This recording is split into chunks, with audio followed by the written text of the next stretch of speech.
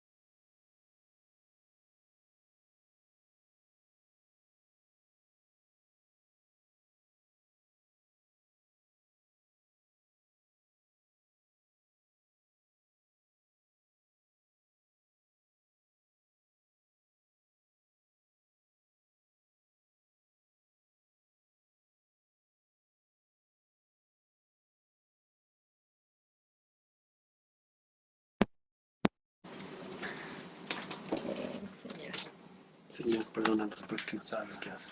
Pero igual dejamos la información. ¿Aló? ¿Ahora sí? Ah, bueno. ¿Aló? Pero yo no lo escucho a él ahora. ¿No lo escuchas? No. Pero sube el volumen. ¿Se escucha? ¿Sí?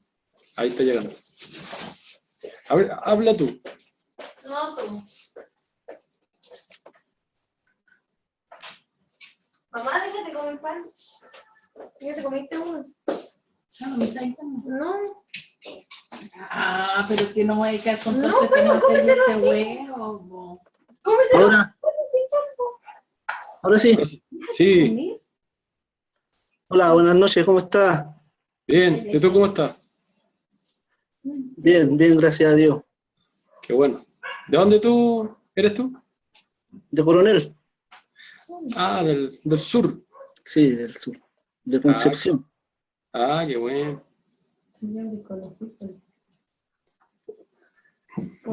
¿Cómo va? ¿Cómo va todo? Tratando de entender un poco el habla. Me ha costado, pero de a poco lo vamos introduciendo en el tema. Ya. ¿En qué iglesia estás tú?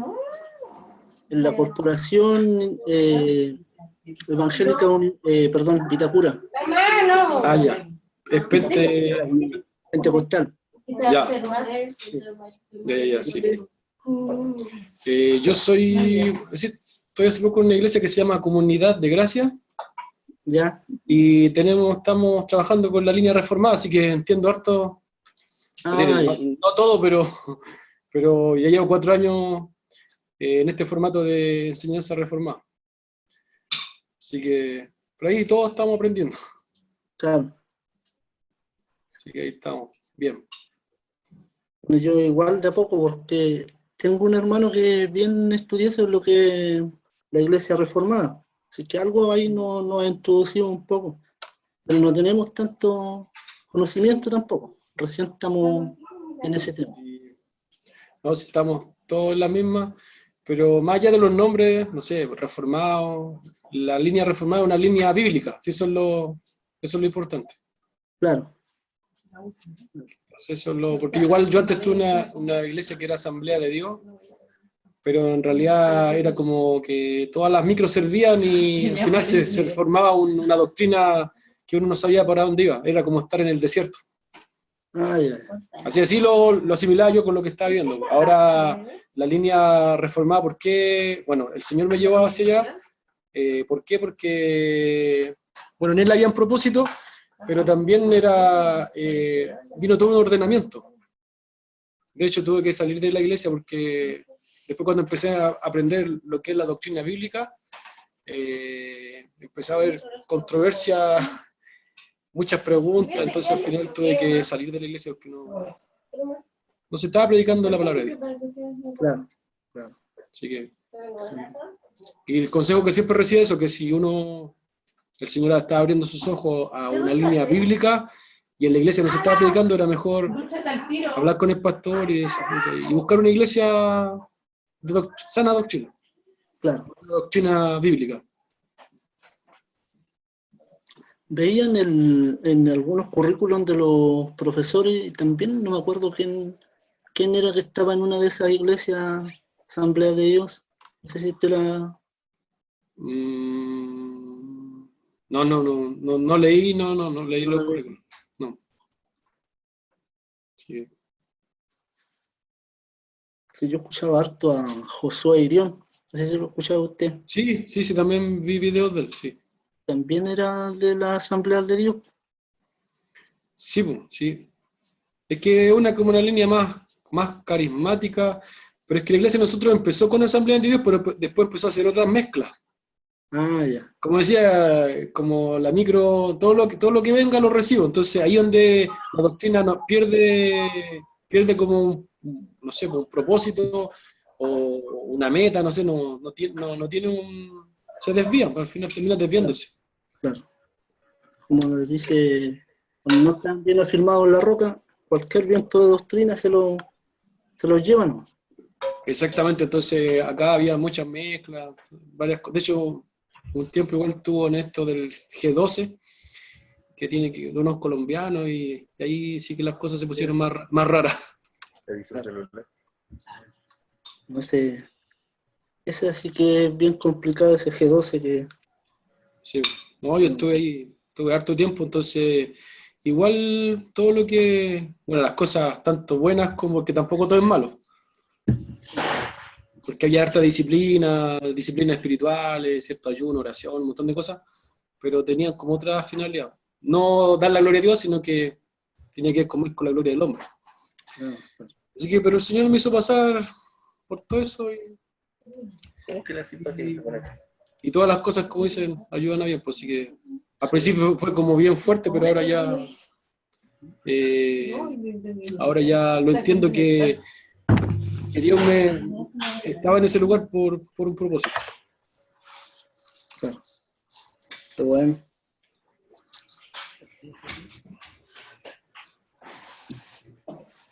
Se está conectando otro hermano.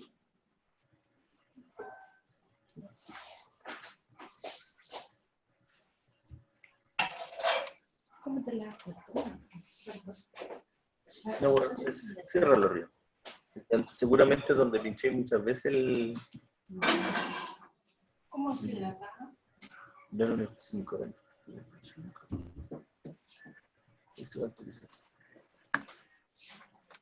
No pinches nada. Pero se va a iniciar.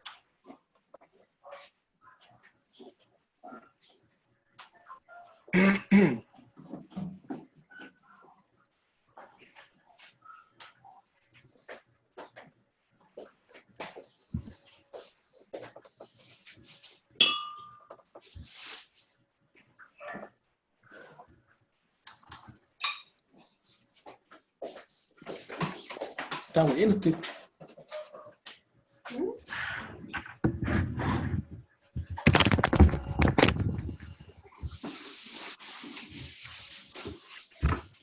La solemnidad me inspiró muy grande.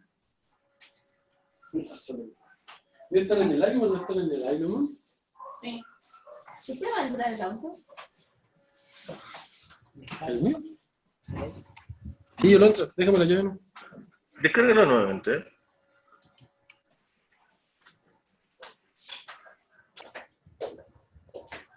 ¿Aló? Aló. Así pues.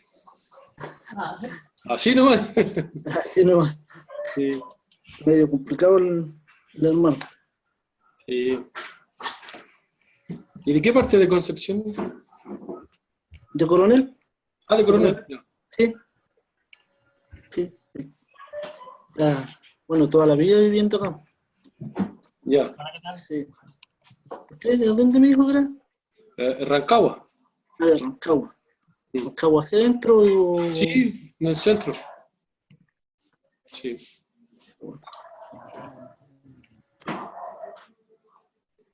Estamos bien céntricos.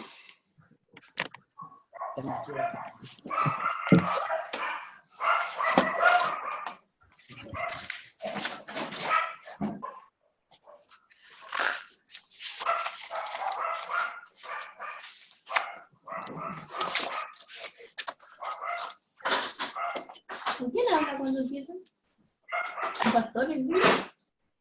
No, un profe.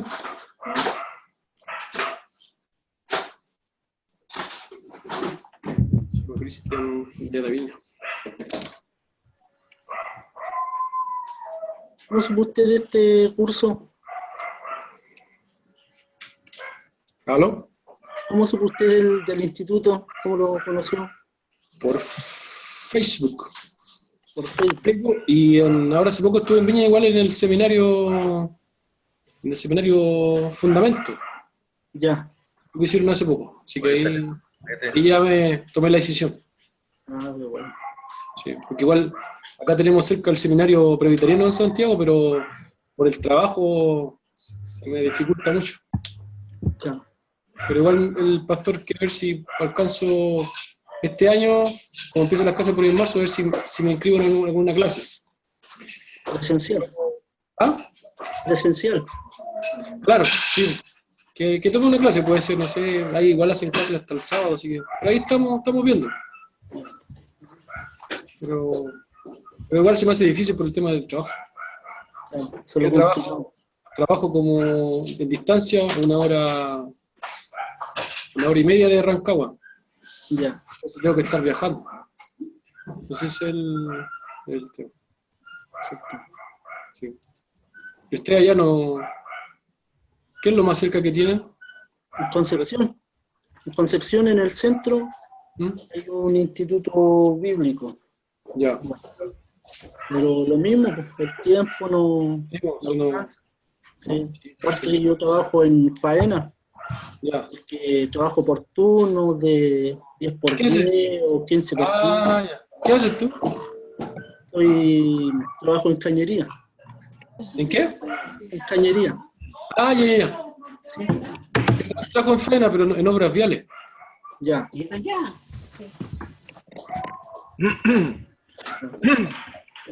estaba trabajando en Escondida en Antofagasta. Ya.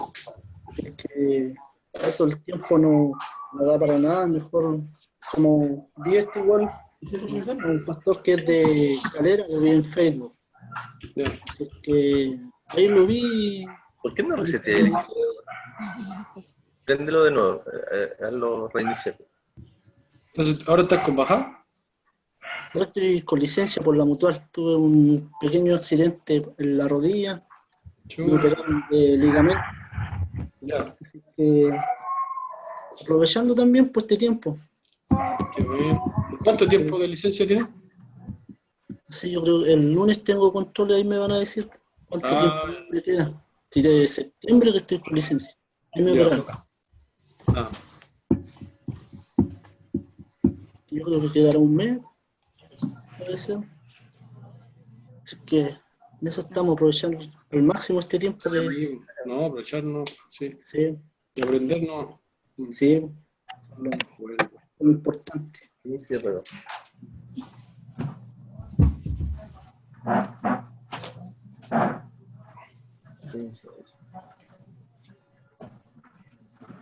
estamos en la hora ya casi.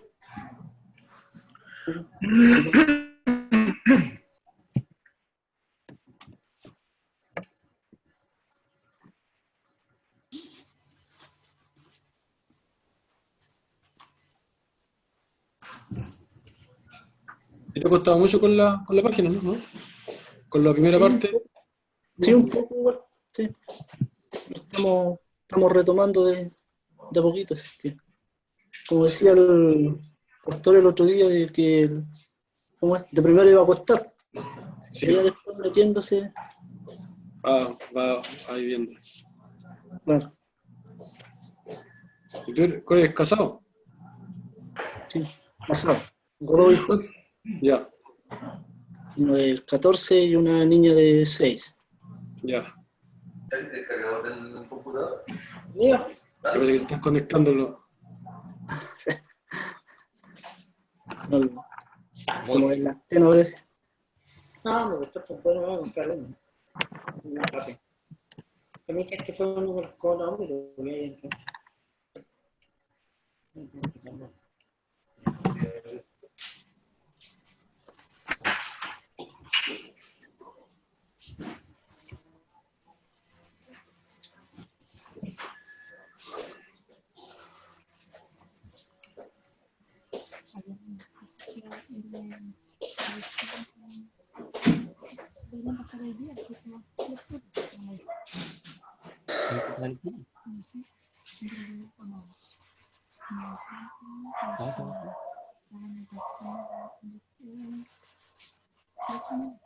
Ya.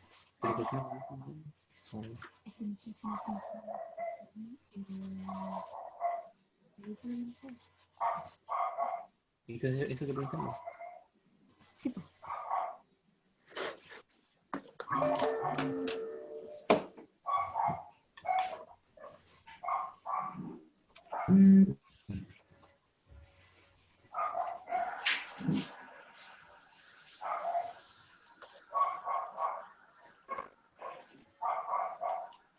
¿Comenzó?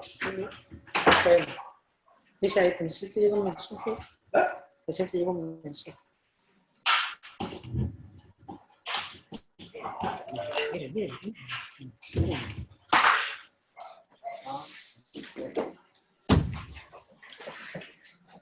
Así todo que está en casa en vivo. No creo.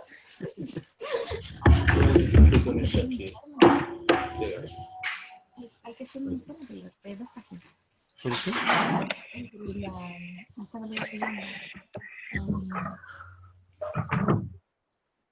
Alguien puso esto, ¿cierto? Sí. Ah, ya. Yo no sé si estamos abiertos en el sonido o no.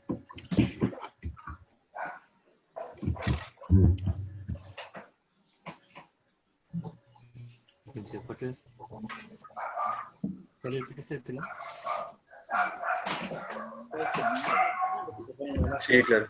Bueno, hermanos, Dios les bendiga. ¿Me escuchan? Sí. Hola.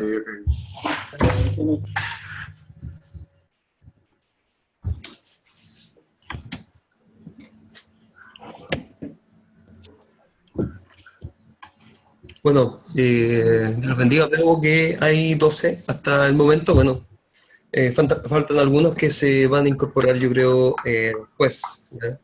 No sé si todos ustedes fueron o quizás algunos acudieron a la reunión inicial, ¿cierto?, que tuvimos en la semana. Y en donde hablamos principalmente cosas más generales. Hoy día ya vamos a iniciar con la materia del curso propiamente tal, Historia y Pensamiento del Cristianismo. Creo que vamos a estar más o menos una hora y cuarto, porque nunca termino de hacer la clase, entonces siempre queda como para una segunda parte, ¿ya? Y les voy a estar consultando cuándo va a ser la segunda parte, pero me interesa hacer esta primera parte para que ustedes se vayan ambientando más o menos en el curso de Historia y Pensamiento Cristiano, ¿ya? Les voy a invitar a orar primero para que Dios nos guíe y nos dirija. Señor, bendito sea tu nombre, Señor, te adoramos, te bendecimos. Tú eres, Señor, misericordioso con nosotros. Te damos la gloria, la honra, la alabanza solamente a ti, Señor. Y hoy día te queremos pedir, Señor, que tú abras nuestras mentes, nuestro entendimiento, para que podamos estudiar, Señor, la historia de tu iglesia y a través de ella que tú también nos puedas hablar, Señor. Todos los procesos históricos, Señor, que se vivieron durante ese periodo ciertamente nos ayudará para saber cuán lejos estamos o cuán cerca estamos de la iglesia primitiva, Señor. En el nombre de Jesús te pedimos que tu Espíritu Santo siempre nos guíe y siempre esté con nosotros, y sabemos que siempre está dentro de nosotros. En el nombre de Jesús, amén. Amén. Amén. Bueno, antes de comenzar, no sé si alguien tiene alguna pregunta antes de comenzar. Si no, la metodología acá, un poco de la exposición es que yo voy a mutear a todos, y en la medida que vayamos avanzando yo voy a ir deteniéndome y viendo algunas consultas. Entonces ustedes van anotando ahí en algún cuaderno alguna consulta que ustedes tengan. Si se les tiene alguna duda de lo que yo estoy hablando, me preguntan posteriormente en los momentos de preguntas. ¿Ya? Cada tópico que vayamos viendo, voy a ir dependiendo para ver también algunas dudas que tengan. No sé si hay alguien que tiene alguna duda ahora, en general. Perdón, la audífono. Vale, yo los voy a mutear entonces aquí a todos para que no haya sonido ambiente y me puedan escuchar solamente a mí. ¿Ya? Si de repente escucho un sonido ambiente por ahí, me voy a detener para poder mutearlo, porque a veces no manejamos bien esta plataforma, pero ustedes se pueden mutear y desmutear desde el costado, ¿cierto? Ustedes hacen un clic donde dice abajo participantes, donde salen dos personitas juntas, ya hacemos un clic ahí y aparece una lista, y ahí ustedes buscan su nombre y se pueden desmutear en el caso, pero siempre los muteo a todos para que podamos estar todos ahí más atentos y los sonidos ambientes no se escuchen bien, ¿ya? O sea, no se escuchan en definitiva, ¿ya? Bueno, primeramente les doy la bienvenida y como les decía el otro día, hasta el momento hay 30 matriculados, se matricularon 2 hace poquito, así que llegamos a los 30, es un buen número, un muy buen número. Esperemos y espero en Dios que todos continúen, ¿cierto? Porque a la medida que uno va avanzando, van pasando diferentes circunstancias y bueno, con la visión, ¿cierto?, de que estamos preparándonos para el Señor, ¿ya? Pero un segundo, voy a cerrar aquí una puerta.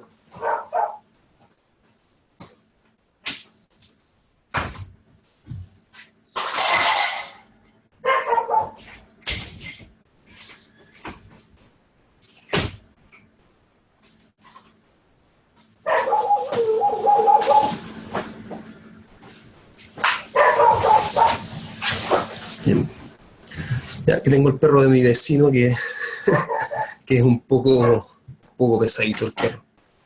Así que, y bueno, darles ánimo para que se puedan formar.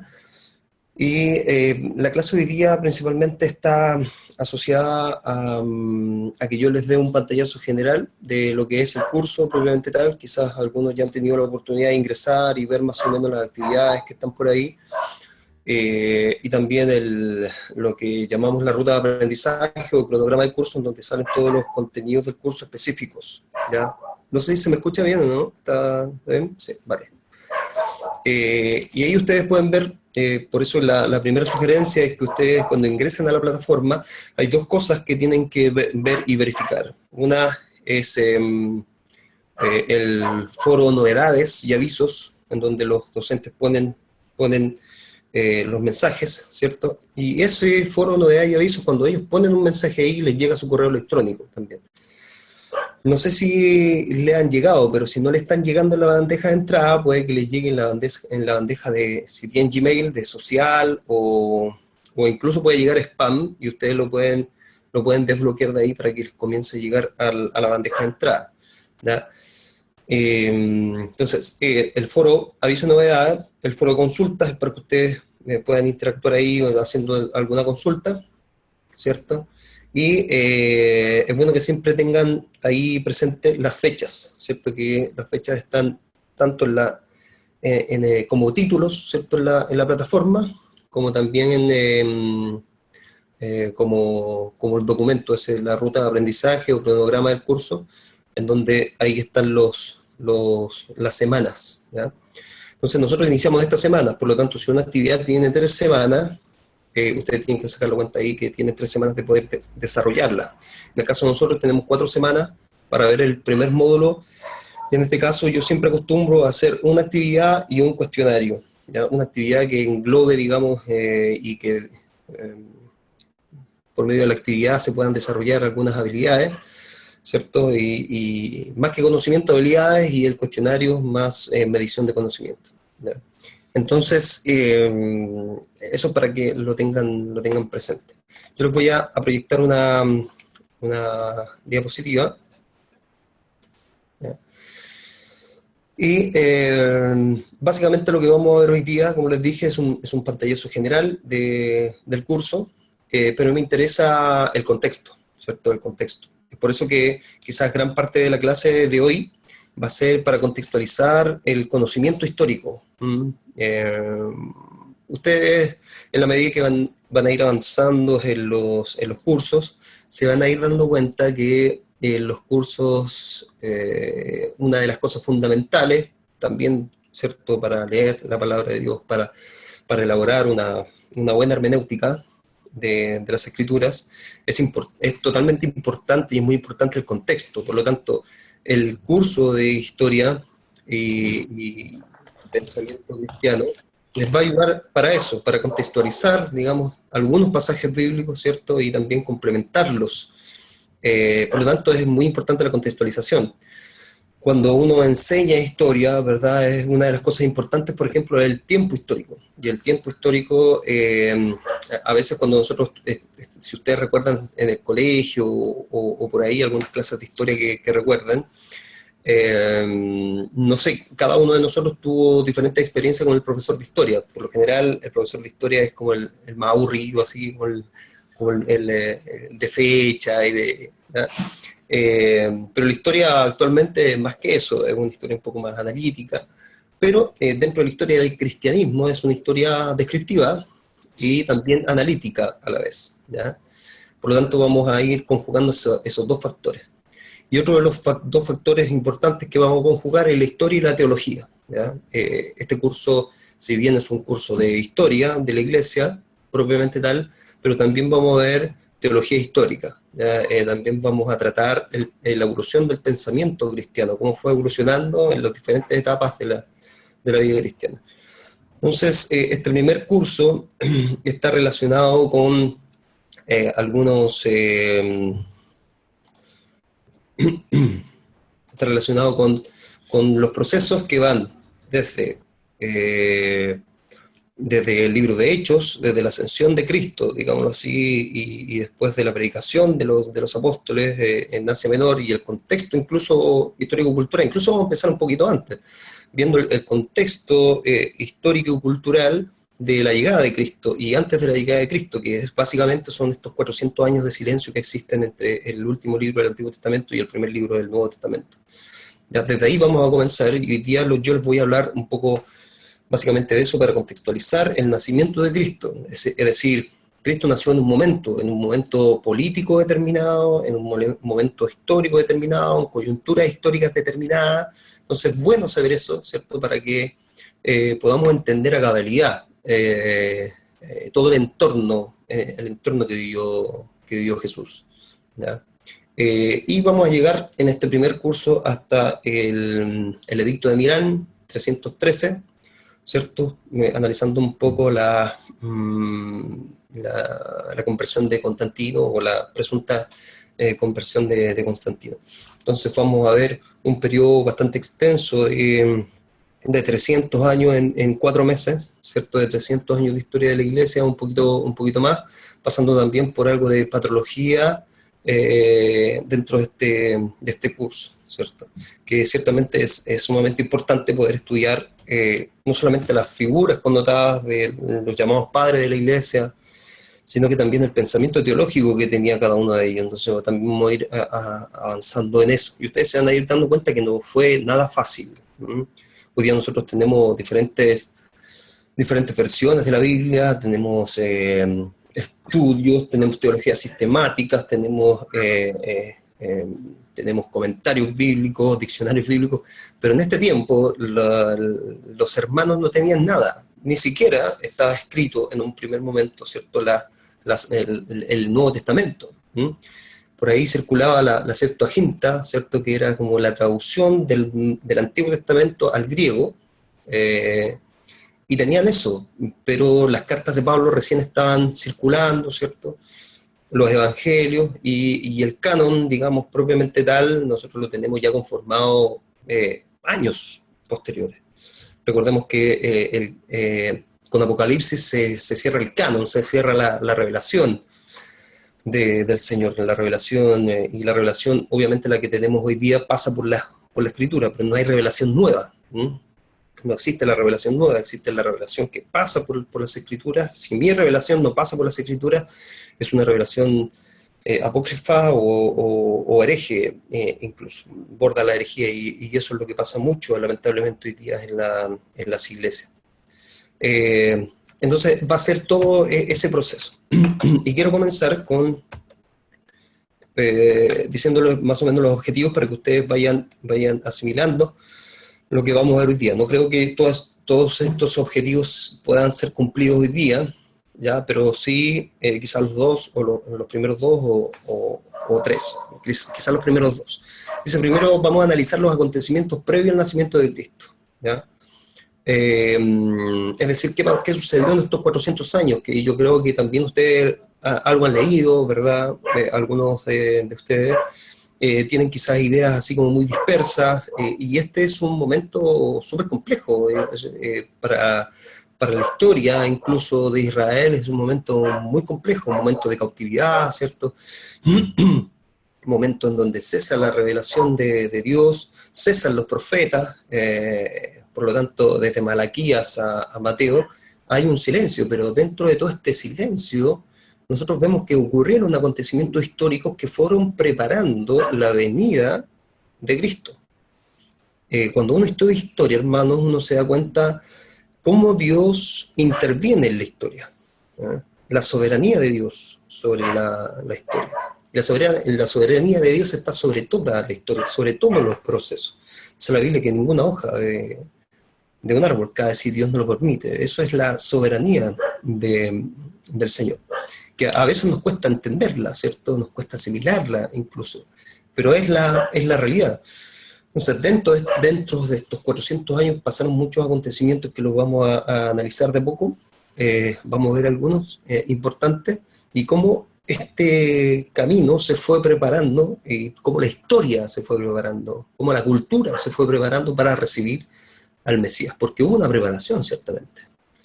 Es increíble saber todo este contexto, y uno se pregunta, bueno, después nos vamos a hacer una pregunta: ¿por qué Cristo nació cuando nació y no nació antes? No sé si alguna vez se lo han preguntado, ¿por qué Cristo nació en el año 7 antes de Cristo, más o menos, 4 antes, algunos dicen 4 antes de Cristo, no nació en el año 1, nuestro calendario está corrido? ¿Por qué nació en el año 7 antes de Cristo, 4 antes de Cristo, ¿cierto? Y no nació en el año 100, 200, 300 antes de Cristo? Creo que es difícil de responder esa pregunta, pero cuando nosotros echamos una mirada a la historia, podemos entender algunas cosas y nos podemos acercar un poco. Después vamos a ver el valor del conocimiento, ¿cierto? Contextualizado, porque, como le indicaba, la contextualización es sumamente importante para que nosotros podamos aprender bien, y que nuestro conocimiento, ¿cierto?, quede totalmente completo e integrado, ¿cierto?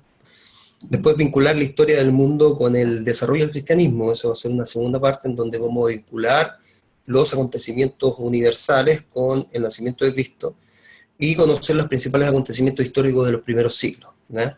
Entonces, la primera parte de esta clase les va a parecer un poco una clase un poco de historia de colegio, ¿ya? Porque va a ser yo les voy a hacer una línea de tiempo para que ustedes se ubican dónde estamos en la historia, ¿no? Es súper importante que ustedes sepan de que la historia del cristianismo está contextualizada en la historia del mundo, ¿cierto? Algunos tienden a dividirla, entonces cuando uno empieza a estudiar historia del cristianismo, como que tu conocimiento se va construyendo en base a la historia del cristianismo, pero la historia del cristianismo no se entiende sin la historia universal, y a la vez también la historia universal no se entiende sin la historia del cristianismo, ¿no? Vemos una gran vinculación del desarrollo de la Iglesia con la historia, y principalmente con la civilización cristiana occidental, que da forma posteriormente a nuestra civilización, a nuestra cultura cristiana occidental. A diferencia de la cultura oriental, que tiene otra línea histórica, nosotros tenemos una línea que está estrechamente vinculada con el cristianismo, con la cultura judeo-cristiana, ¿ya? Entonces, no podemos separarla en ella. Bien, algunas consideraciones. Ustedes ven ahí varias épocas, ¿cierto? En la historia de la historia universal, que nosotros llamamos, ¿cierto? O la historia del mundo. Y quiero hablarles más o menos de esta línea de tiempo global para que ustedes se puedan ubicar dónde nosotros estamos. Principalmente en la historia de la Iglesia comienza en la Edad Antigua, pero ahí yo le puse prehistoria para que ustedes recuerden un poco, ¿cierto?, este devenir de la historia. Ciertamente la prehistoria como un hito fundamental, ¿cierto?, de la prehistoria, de pasar de la prehistoria a la historia, hay un hito que es súper importante. No sé si alguien lo sabe, lo puede escribir por ahí en el chat, lo puede escribir,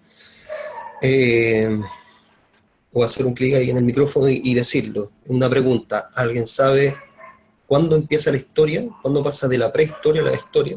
Porque ciertamente la prehistoria es un tiempo muy prolongado, ¿cierto? Bueno, para los científicos hoy día son miles de años, millones de años, la prehistoria, ¿cierto? Hay diferentes teorías al respecto. José Luis dice por ahí cuando comienzan los imperios, ¿ya?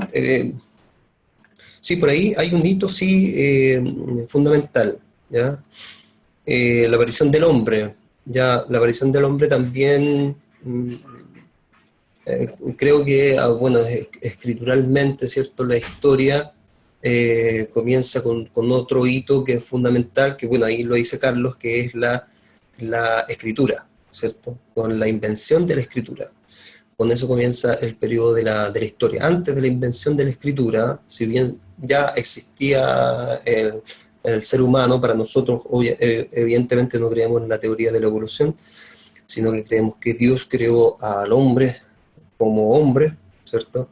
Adán y Eva como hombre, y cuando se inventa la escritura, y como lo dice José Luis, Paula y Adrián, comienza propiamente tal la edad de la historia, propiamente tal, ¿ya?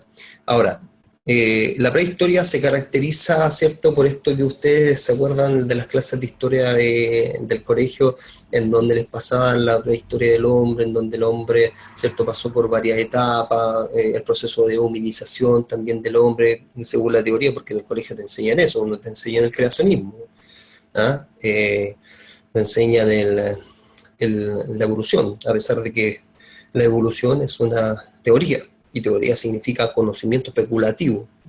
A pesar de eso, los científicos prefieren creer en eso que en las escrituras, ¿cierto?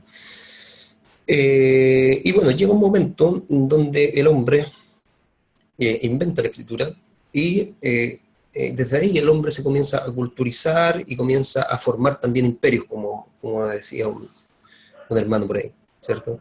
Y desde ahí comienza la Edad Antigua, que fundamentalmente comienza con los grandes imperios también, como Egipto, ¿cierto?, Mesopotamia, primero Egipto, Mesopotamia, ¿cierto?, y después vienen los dos grandes imperios, que ese es el contexto que nosotros estamos, que es la Edad Antigua, asociado a la cultura greco-romana. Primero Grecia, ¿cierto?, el imperio griego. ¿Se acuerdan de Alejandro Magno?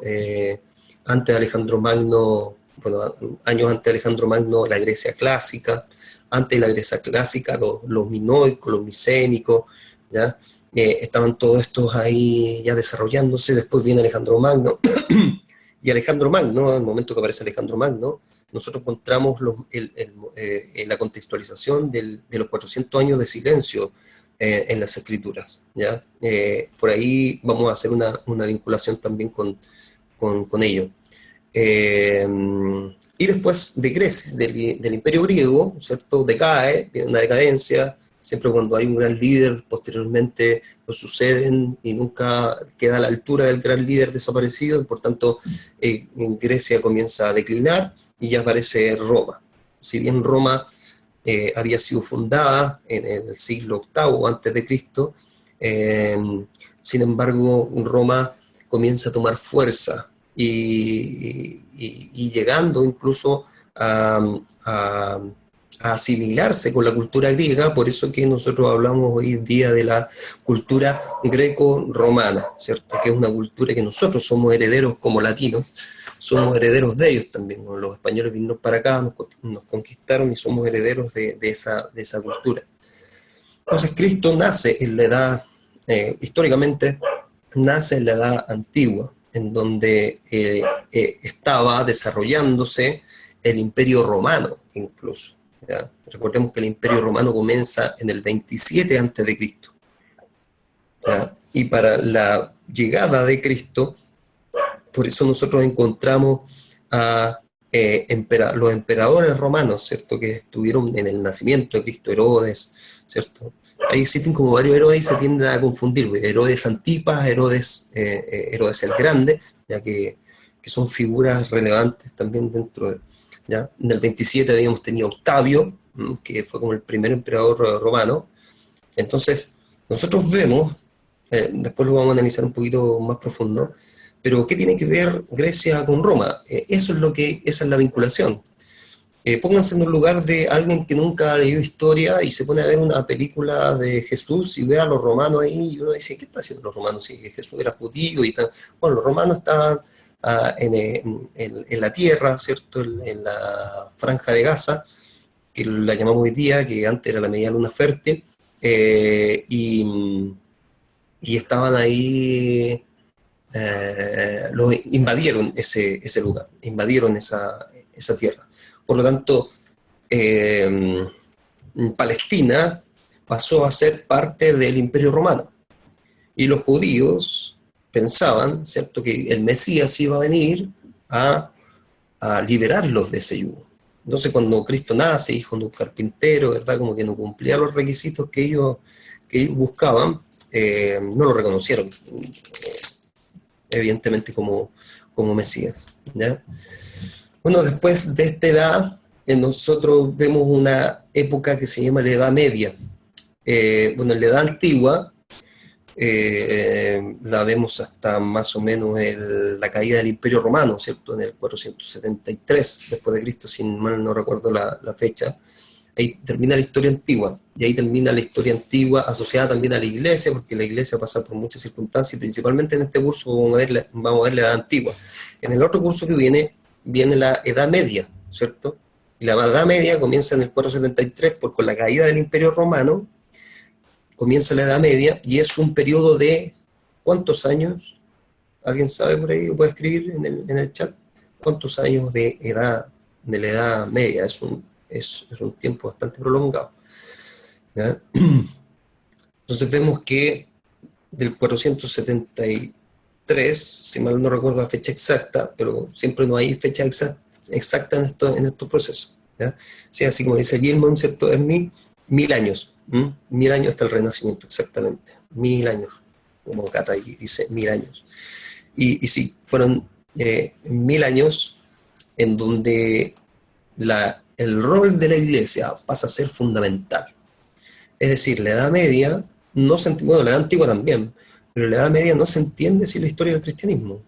De hecho, Europa, yo cuando estaba en la universidad, tenía el ramo de la Edad Media, o el curso de la Edad Media, se le llamaba Cristianismo y la formación de Europa. Y ahí ustedes pueden ver la relevancia de eso, ¿ya? Cristianismo y la formación de Europa, porque cómo el cristianismo contribuyó a la formación de Europa, y ahí lo vamos a ver, ¿cierto?, cuando veamos la Edad Media. Y en la Edad Media hay varios acontecimientos que van alejando a la Iglesia de las verdades escriturales. Muchos piensan de que la Edad Media fue una edad oscura. Hay algunos historiadores que no piensan tan así, ¿ya? Yo entre ellos creo que la Edad Media dio muchos frutos, en términos también cristianos. A veces nosotros decimos, la Edad Media, la Iglesia Católica Apostólica Romana se corrompió y pasaron muchas cosas que la alejaron a la Iglesia de las verdades bíblicas, y es verdad, sucedieron algunas cosas, pero se nos olvida que también hubo una evolución teológica muy enriquecedora, que después incluso los padres de la Reforma Lutero y Calvino, lo toman, ¿cierto?, este avance teológico que hubo durante la Edad Media y formulan la teología reformada, ¿cierto? Figuras tan importantes como San Agustín de Hipona, ¿cierto? Que uno dice, oh, San Agustín, súper católico, pero fijamos que la iglesia católica es fue la iglesia que reemplazó, digamos, no reemplazó, sino que continuó con el cristianismo propiamente tal. Nosotros como protestantes venimos de ahí, ¿ya? Pero llega un momento en donde, y ahí finalizando la Edad Media, en donde ya surge una necesidad de separarse de la Iglesia Católica, y ahí comienzan a surgir varios personajes que comienzan a ir en contra de todos estos excesos que la Iglesia Católica Apostólica Romana llevó a cabo durante la Edad Media. Y es por eso que ahí nosotros vemos incluso el nacimiento de una nueva época que se llama el Renacimiento o la Edad Moderna. Y es un periodo fascinante. En la Edad Media también es un periodo fascinante. Después vamos a llegar, todos siempre tenemos como periodo favorito. Mi periodo favorito es como el periodo de la Reforma, ¿cierto? Pero en la Edad Media ciertamente hay muchos acontecimientos, muchos procesos que son sumamente importantes para nosotros. Teólogos muy importantes que formularon pensamientos. Como yo les decía, San Agustín de Hipona, uno dice, oye, la doctrina de la predestinación la vinculamos con Juan Calvino siempre. Pero Juan Calvino, ¿de dónde sacó esa idea? La sacó de la formulación teológica que hizo en un momento San Agustín de Hipona. De ahí la extrae. Bueno, obviamente de las escrituras, porque la predestinación la doctrina de la predestinación es bíblica, 100% bíblica, ¿cierto? Del apóstol Pablo. Bueno, llegamos a la Edad Moderna, y en la Edad Moderna pasa una serie de acontecimientos, así para hablar como una fecha. Ahí yo también les puse algunas líneas de tiempo para que después repasen eso. Yo sé que es mucha información, pero es para que ustedes tengan una idea general de todo lo que vamos a ir viendo. En la Edad Moderna hay como dos hitos que comienza la Edad Moderna, ¿cierto? Hay como dos fechas que los historiadores ponen. Como les dije, un cambio de una época a otra no depende de una fecha determinada, ¿no? Que en este año, en 1453, el descubrimiento de América, ¿cierto? Y al otro año ya estábamos en la Edad Moderna.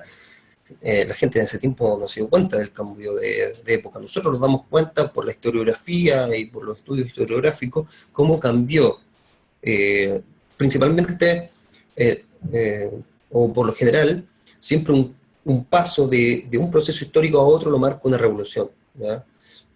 O un proceso revolucionario.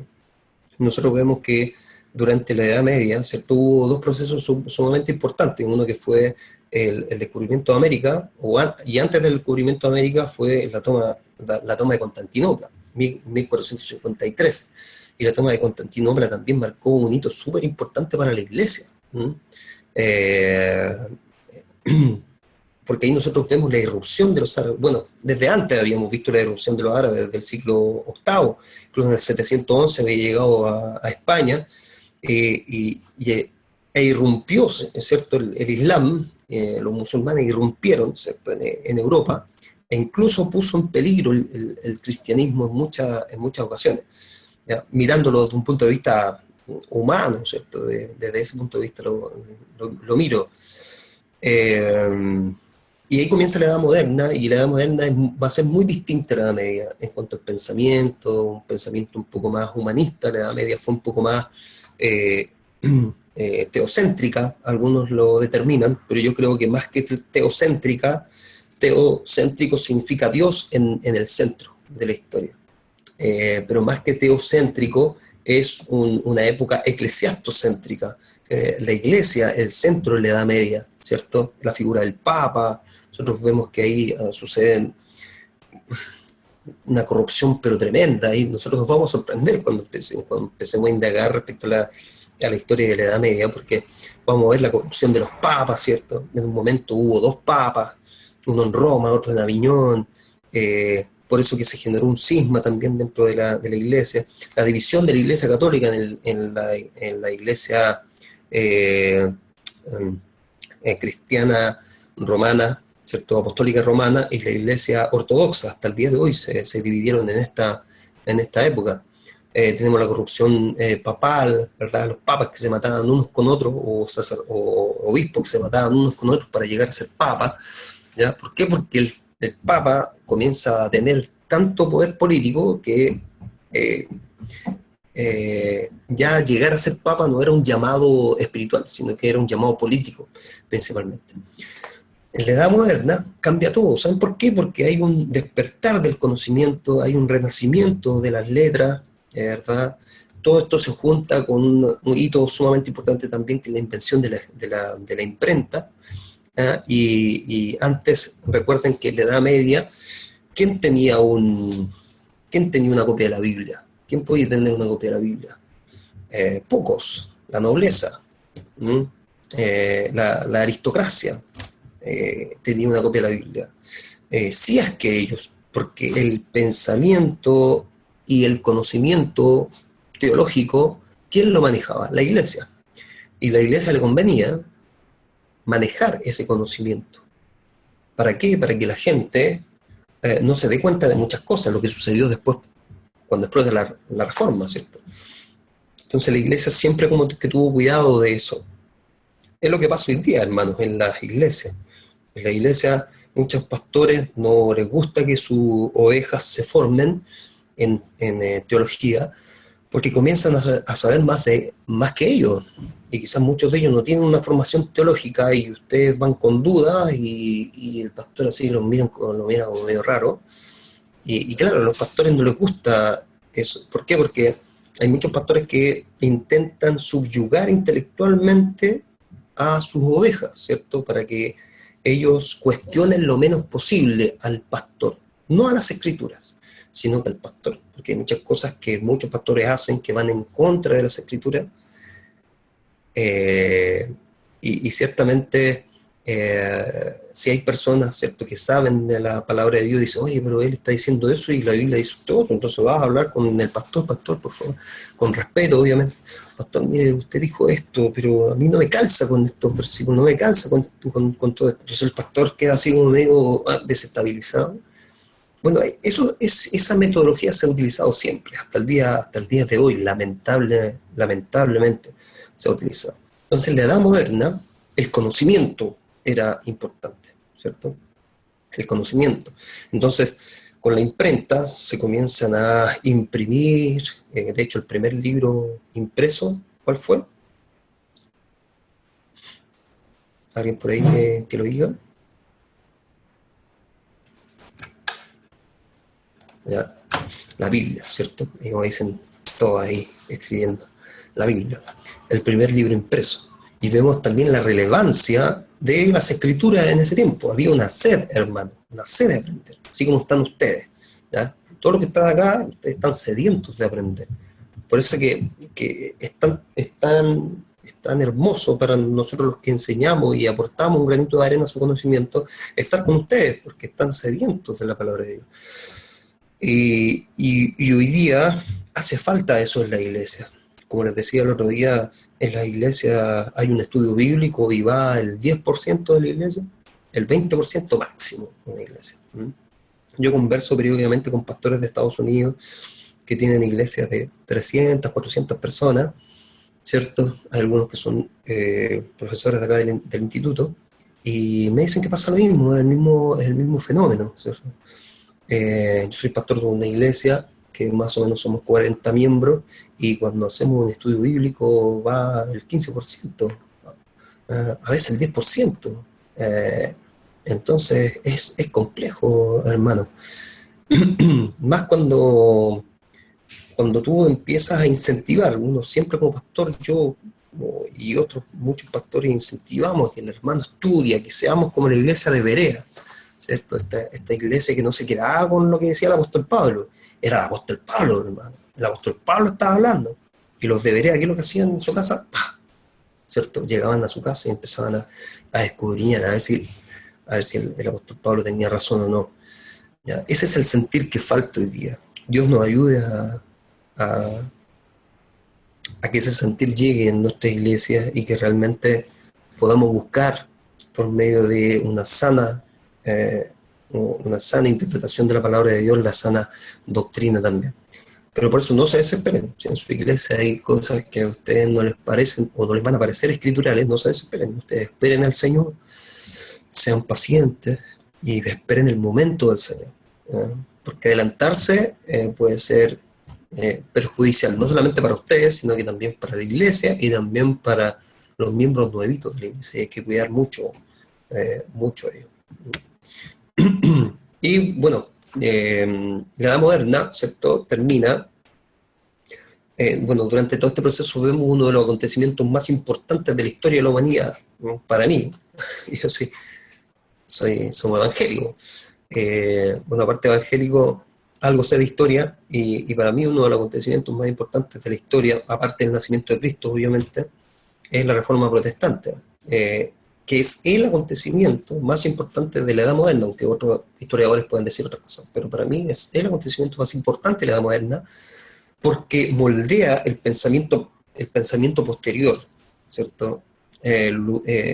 Antes de Lutero incluso comienza esto. Ustedes por ahí van a leer un artículo que yo les puse, que escribí hace un tiempo en Coalición, que se llama Los Olvidados de la Reforma, y antes de Lutero hubo muchos que murieron por la causa. Quizás ustedes conocen a Wycliffe, a Hus, pero aparte de Wycliffe y Hus, que pueden ser un poquito más conocidos, existen otros como Pedro Baldo y los valdenses, ¿cierto?, que también protestaron en contra de todos estos excesos que la Iglesia Católica estaba generando, ¿verdad?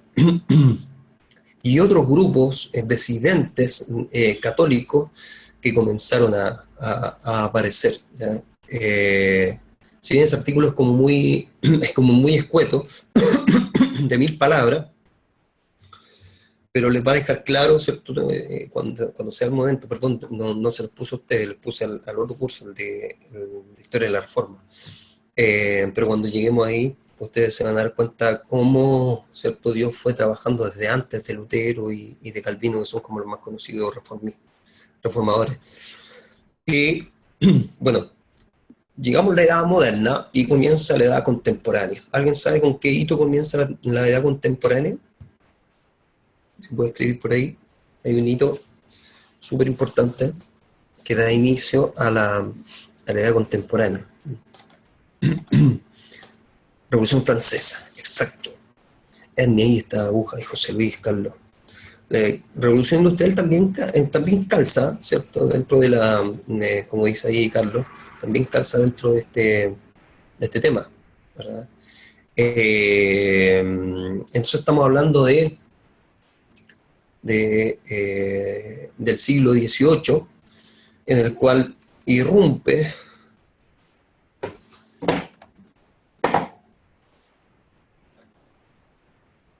¿sí? ¿Me escuchan por ahí?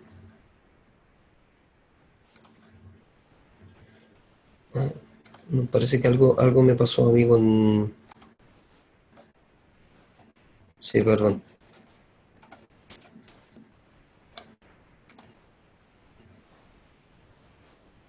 Sí, es que se me desaparecieron las pantallas. Ahí está.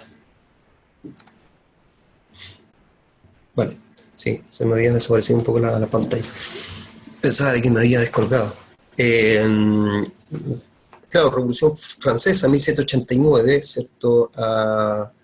Y comienza la Edad Contemporánea, en donde ahí nosotros vemos otro cambio, y dentro de la historia del cristianismo también vemos muchos cambios. Va a ser la época de las luces, que se llama, ¿cierto?, la época de la Ilustración, en donde los cambios están principalmente marcados por el racionalismo, ¿ya? Y incluso la teología se ve como muy afectada respecto a esto también, y comienza el liberalismo teológico, ¿verdad?, durante esta época, y la iglesia y el pensamiento teológico comienza a ser fuertemente atacada en este tiempo, en la edad contemporánea. Bueno, y la edad contemporánea va hasta Algunos lo ponen hasta el día de hoy, ¿cierto? La edad contemporánea. Pero para otros, la edad contemporánea termina con un acontecimiento sumamente importante en la edad, en el siglo XX, ¿cierto? En el siglo XX. ¿Cuál acontecimiento sería ese? Si hay un hito importante usted en el siglo XX, un hito importante así que cambia, provoca un cambio, ¿cuál podrían decir?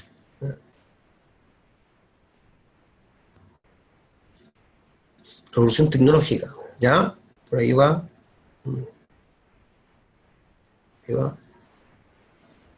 El hito histórico que marca, para algunos historiadores, ¿ya?, el comienzo de una nueva época o la época que se llama posmoderna, es la caída del muro de Berlín, ¿cierto? Que ahí se genera un cambio histórico cualitativo muy, muy importante. Está un poco después de la llegada de la Luna, ¿cierto? La llegada de la Luna fue en la década de los 50, si mal no recuerdo. La caída del muro de Berlín, nosotros lo tenemos en 1991. Se junta con el 1989, que fue la caída de la Unión Soviética. Bueno, eso marca como un cambio en la historia. Sin duda marca un cambio en la historia. Y ahí comienza lo que un hermano decía ahí, la revolución tecnológica. Y hoy día vemos, si nosotros echamos una mirada al mundo que nosotros vivimos ahora y lo comparamos hace, los que somos un poquito más viejos, yo nací en la década de los 70, ¿ya? Mi juventud la pasé principalmente en los 90, ¿cierto? En los 90 yo tenía 15 años. Nosotros comparamos los que somos más o menos de esta edad con las nuevas generaciones que van apareciendo y vemos un cambio, pero radical.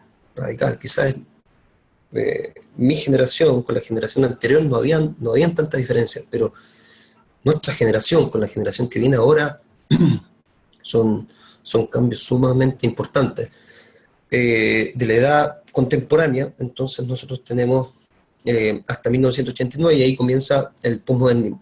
Y junto con el posmodernismo comienza una batahola también asociada, ¿cierto?, a la historia de la Iglesia, principalmente ahora ya estamos hablando de la historia de la Iglesia protestante, y vemos que entre la edad contemporánea y la edad posmoderna surge el evangelicalismo, ¿cierto? Y con todos estos movimientos que trae el evangelicalismo hasta el día de hoy, ¿cierto? Con todos estos movimientos y la doctrina de la prosperidad, ¿cierto? Que son parte de la posmodernidad. La doctrina de la prosperidad es parte de la posmodernidad, en definitiva, ¿cierto? Esta doctrina tan aberrante que ha sido una de las herejías del siglo XXI, sin duda.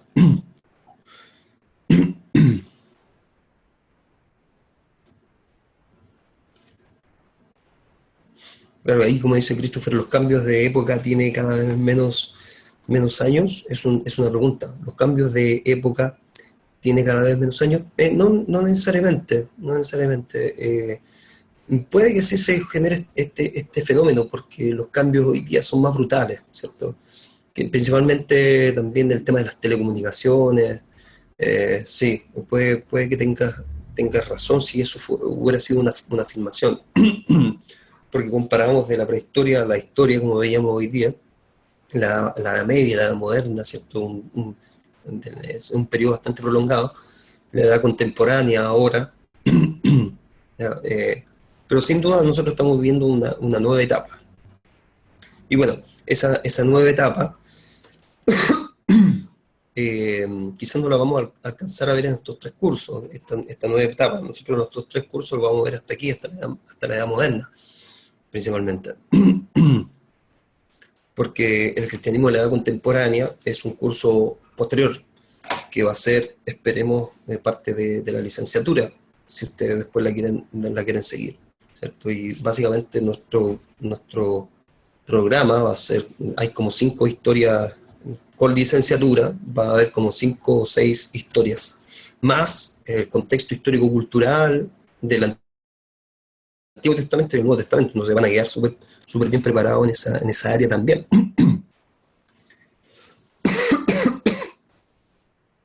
Bien, preguntas. alguien si quiere se puede desbloquear ahí en su micrófono o hacerlo por chat. Puede hacerla. El chat está abajo, ¿cierto? Donde dice...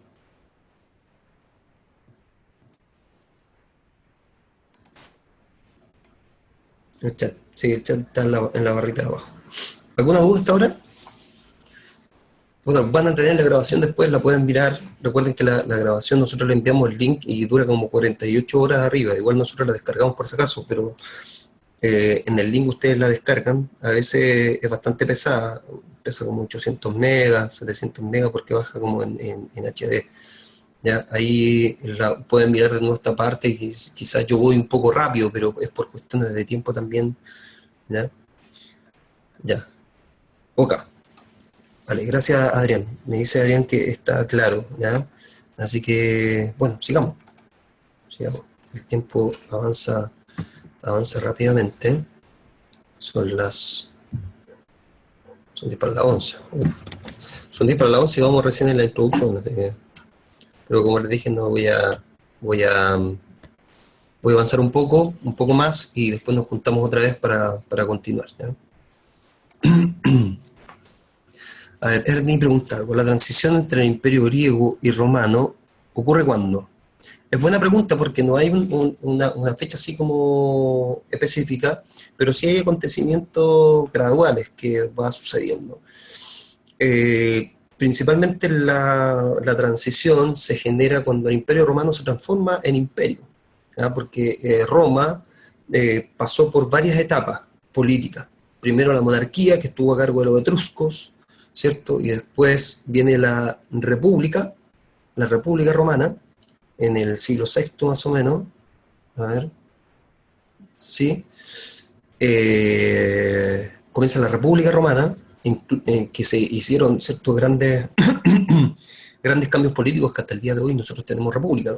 Eran una república distinta, evidentemente, pero muy similar en muchas cosas, muchos conceptos que nos llegaron a nosotros, igual que Grecia en un momento se acuña el concepto de democracia, ¿cierto? Que si lo miramos con los ojos de hoy, la democracia griega, por cierto, no era tan democrática como a nuestros ojos, ¿ya? Pero en ese tiempo sí era un sistema político súper distinto, ¿ya? Entonces, después llega el Imperio Romano en el 27 a.C., se transforma en un imperio, y ahí como que el Imperio Romano como que absorbe la cultura griega. Y eso es como el momento de la transición, digámoslo así, si queremos poner como un momento específico, ¿ya? Dice después, los 400 años de silencio ocurren bajo el dominio de los helenos. Exactamente, sí. Eso lo vamos a ver después, así que no voy a profundizar en esa respuesta, lo vamos a ir viendo porque es uno de los temas que el primer tema que vamos a ver, ¿ya? Entonces, ahí Adrián pregunta, ¿el periodo intertestamentario cómo se llama? ¿Duró? Sí, es el periodo intertestamentario, el periodo de 400 años de Malaquías a Mateo. Vemos ese silencio que lo vamos a pasar a ver ahora, ¿ya? Lo vamos a ver ahora. ¿Alguien más? ¿Otra duda? Bien, sigamos entonces. Bien, quiero empezar, ¿cierto? Porque esto previo era una introducción, ¿no? A todo el proceso que vamos a estar viendo en la historia. Pero quiero comenzar con una pregunta, ¿ya? Y que es la pregunta que le hice inicialmente, ¿cierto? Que ustedes puedan también participar en esta pregunta. ¿Por qué el cristianismo apareció precisamente entonces y no antes? ¿Por qué creen ustedes? ¿Alguien puede, mirándolo desde una perspectiva bien humana, quizás puede ser una visión bien humana la que vamos a hacer, pero nos va a servir también para entender, ¿cierto? Este contexto en donde nace el cristianismo, por qué aparece, o el nacimiento de Jesús más, por qué aparece en esta época y no otra. Ya, ahí Ronald dice, si no mal recuerdo, la Iglesia Católica quiso evangelizar en los periodos de los imperios y absorbió muchas costumbres paganas, ¿cierto? Sí, eso lo vamos a ver después, ¿cierto? esta paganización que se provocó también del cristianismo, incluso muchas costumbres que tenemos hasta el día de hoy, son paganas, de origen pagano. Ustedes han visto, no sé, quizás en internet, cuando nos acercamos, ya sea cuando nos acercamos a Navidad, por ejemplo, en donde surgen, ¿cierto?, estas discusiones y polémicas y debates en torno a la Navidad, si hay que celebrarla o no, si es pagana o no. Y ciertamente la Navidad es de origen pagano, o sea, no la Navidad, porque la Navidad es cristiana, Natividad, se celebra el nacimiento de Cristo, pero sí tiene algunos aspectos que nadie puede negar que hay aspectos que el cristianismo tomó del paganismo, ¿ya? Ahora, creo que se le da otro significado. Y si nos ponemos así tan cuadrados, este es mi punto de vista, nos ponemos así tan cuadrados, si no celebramos la Navidad, no tendríamos que celebrar los cumpleaños, ¿cierto? No tendríamos que celebrar el Año Nuevo, no tendríamos que celebrar el casamiento por la iglesia, ¿ah? Porque el casamiento no es un sacramento, es una costumbre pagana, el casarse por medio de una ceremonia, y hay muchas cosas. Entonces, eso como que no tiene sentido muchas veces, ¿sí? A la Pax Romana y la cultura griega también, gracias a Roma, tenían los caminos que después fueron usados por Pablo. José Luis, es buena acotación, porque precisamente nosotros vamos a ver cómo la historia se preparó para contribuir y facilitar la difusión del cristianismo. Porque si Cristo hubiera nacido 300 años antes, quizás no hubiera existido, como decía Pablo, estoy hablando como humano, quizás no hubiera existido, ¿cierto?, esta facilidad de expandir el evangelio por medio de las rutas comerciales, hablando específicamente de las rutas comerciales, porque fue difícil, por cierto, difundir el evangelio, evidentemente, pero hubo medios que facilitaron esa difusión, ¿ya? Y una es, como dice ahí José Luis, la Pax Romana, que lo vamos a ver, ¿ya? La vamos a ver, por eso no voy a profundizar más en esa respuesta, ¿ya? Entonces, sí, esa es una respuesta que se acerca, ¿cierto?, a esta pregunta: ¿por qué el cristianismo apareció precisamente entonces y no antes? Entonces nosotros vamos a jugar, ¿cierto?, al ajedrez, y vamos a poner todas las piezas donde tienen que estar, y llega una pieza, ¿cierto?, que hace un jaque mate a la historia que es el nacimiento de Cristo, y que todas las piezas se ordenaron de tal manera para que esta gran pieza, que es Jesucristo nuestro Salvador, pueda irrumpir en la historia y dejar un legado impresionante a través de la historia de la humanidad. Ronald dice, la respuesta tiene que ver con algo más profético. Creo que eso tiene que ver con Daniel 9. Bien, Ronald, súper bien. Hay cosas ahí también que, hablando proféticamente, ¿cierto?, en el Antiguo Pacto, también hay cosas que considerar en esta época, ¿verdad? Bueno, si pasamos a la otra, yo quiero profundizar un poco en Gálatas 4:4, ¿cierto? Respondiendo un poco a esta pregunta, y quizás nos surgen más preguntas respecto a Gálatas 4:4, ¿cierto? Cuando dice, pero cuando vino el cumplimiento del tiempo, Dios envió a su Hijo, nacido bajo la ley, ¿ya? Fíjense, yo quiero destacar esta frase, cumplimiento del tiempo. Entonces, quizás muchas veces hemos leído este versículo, pero cuando nosotros lo contextualizamos con una mirada histórica, nosotros decimos, oye, cumplimiento del tiempo. ¿Y qué tiempo? ¿Cuál tiempo? ¿Ya? Pero cuando vino el cumplimiento del tiempo, Dios envió a su Hijo. Entonces, ¿por qué Dios estaba esperando el cumplimiento de qué tiempo? Ciertamente es complejo poder llegar a una respuesta, pero desde una perspectiva histórica y hablando como humano, el tiempo también se refiere, ¿cierto?, a los diferentes acontecimientos históricos, que no solamente a eso, pero sí también aparte de los acontecimientos históricos que se desarrollaron en el momento y prepararon el camino y tanto el nacimiento del Mesías como posteriormente la difusión del cristianismo en el Imperio Romano y incluso posteriormente la validación del cristianismo en base a un decreto de Teodosio como la religión oficial del imperio. ¿Ya? Entonces aquí es interesante poder, es interesante indagar en esta pregunta, puesto de que pueden surgir varias otras. Les voy a traer aquí uno de los padres de la iglesia, Clemente Alejandría. Dice: Dios es la causa de todas las cosas buenas, pero de algunas en forma primaria, como del Antiguo y del Nuevo Testamento, y de otras como consecuencia, como la filosofía. Quizás también la filosofía fue dada a los griegos, directamente y primariamente, hasta que el Señor pudiese llamar a los griegos, porque esta fue una educadora para traer la mente helenista a Cristo, así como la ley trajo a los hebreos. La filosofía, por lo tanto, fue una preparación que pavimentó el camino para quien es perfeccionado en Cristo. Podemos estar de acuerdo o no con esta declaración de Clemente Alejandría, pero sí tiene algunos elementos, ¿cierto?, que nos responden un poco a esta pregunta inicial que nosotros hicimos. Clemente nos dice de que la filosofía, ¿cierto?, fue dada a los griegos directamente y primariamente hasta que el Señor pudiese llamar a los griegos. Si nosotros analizamos incluso la figura de Pablo, del apóstol Pablo, ¿cierto? Pablo no fue de los 12, y también nos podemos preguntar por qué no fue de los 12.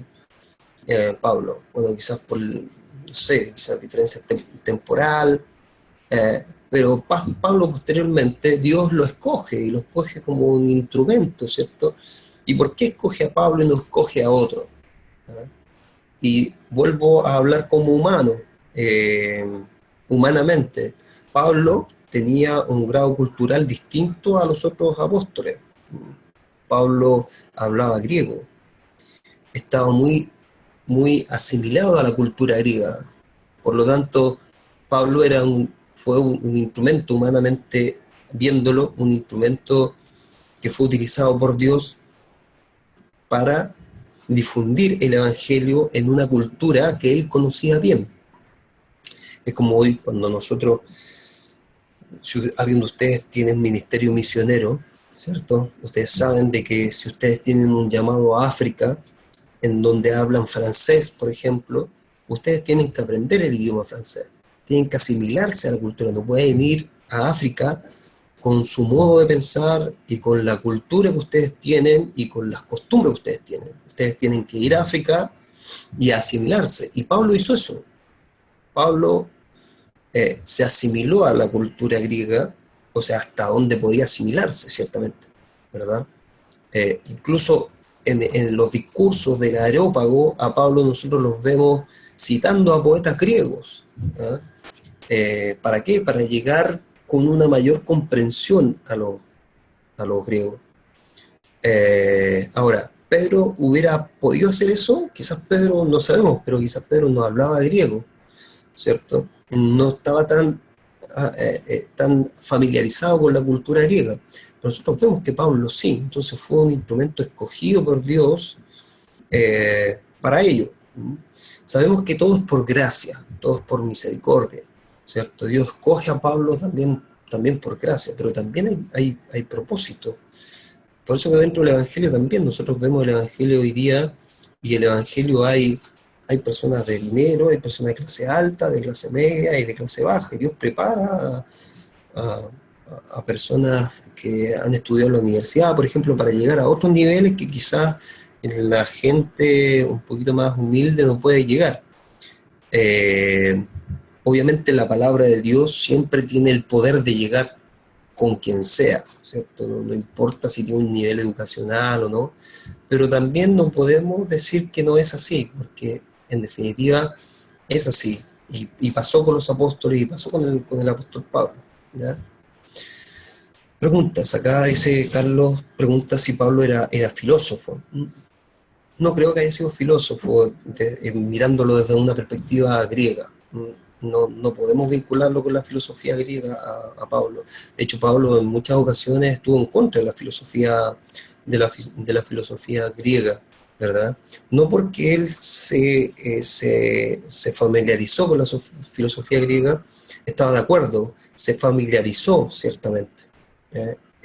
Utilizó mecanismos filosóficos también para ir a hablarle a los filósofos, porque cuando él habló en el Areópago ateniense, él se enfrentó a los filósofos, y de hecho yo creo que ese Areópago estaba lleno de gente, porque la filosofía de aquel tiempo, si bien estaba tomando un cariz diferente a la filosofía de Platón o de la filosofía de Aristóteles, ¿cierto? Ahora el platonismo estaba como mucho más fuerte. Bueno, eso lo vamos a ver también un poquito más adelante, ¿ya? Pero no creo que haya tenido una conciencia filosófica, pero sí haya tomado mano de algunos elementos filosóficos también para presentar el Evangelio de Jesucristo. La Cata dice, habla Rodrigo, el cristianismo apareció para dar cumplimiento al pacto de la redención. Sin duda, el cristianismo, mirándolo desde una perspectiva escritural y de una perspectiva espiritual y neotestamentaria, ¿cierto? El cristianismo aparece para dar cumplimiento a ese pacto. La figura de Cristo ya lo dice, ¿cierto? En la cruz, consumado es, donde vemos a la figura de Cristo 100% enteramente humana y enteramente divina, padeciendo, ¿cierto?, en la cruz los dolores de la muerte. Cuando ustedes llegan a la doctrina de la expiación, es una doctrina fascinante. No sé si alguien lo ha estudiado, pero la doctrina de la expiación es fascinante. Nosotros sabemos de que Cristo murió en la cruz, ¿cierto?, por nosotros, pero cuando ustedes se comienzan a indagar, ya un autor que trata muy bien este tema es Wayne Grudem, que lo trata como muy didácticamente en su libro, Teología Sistemática.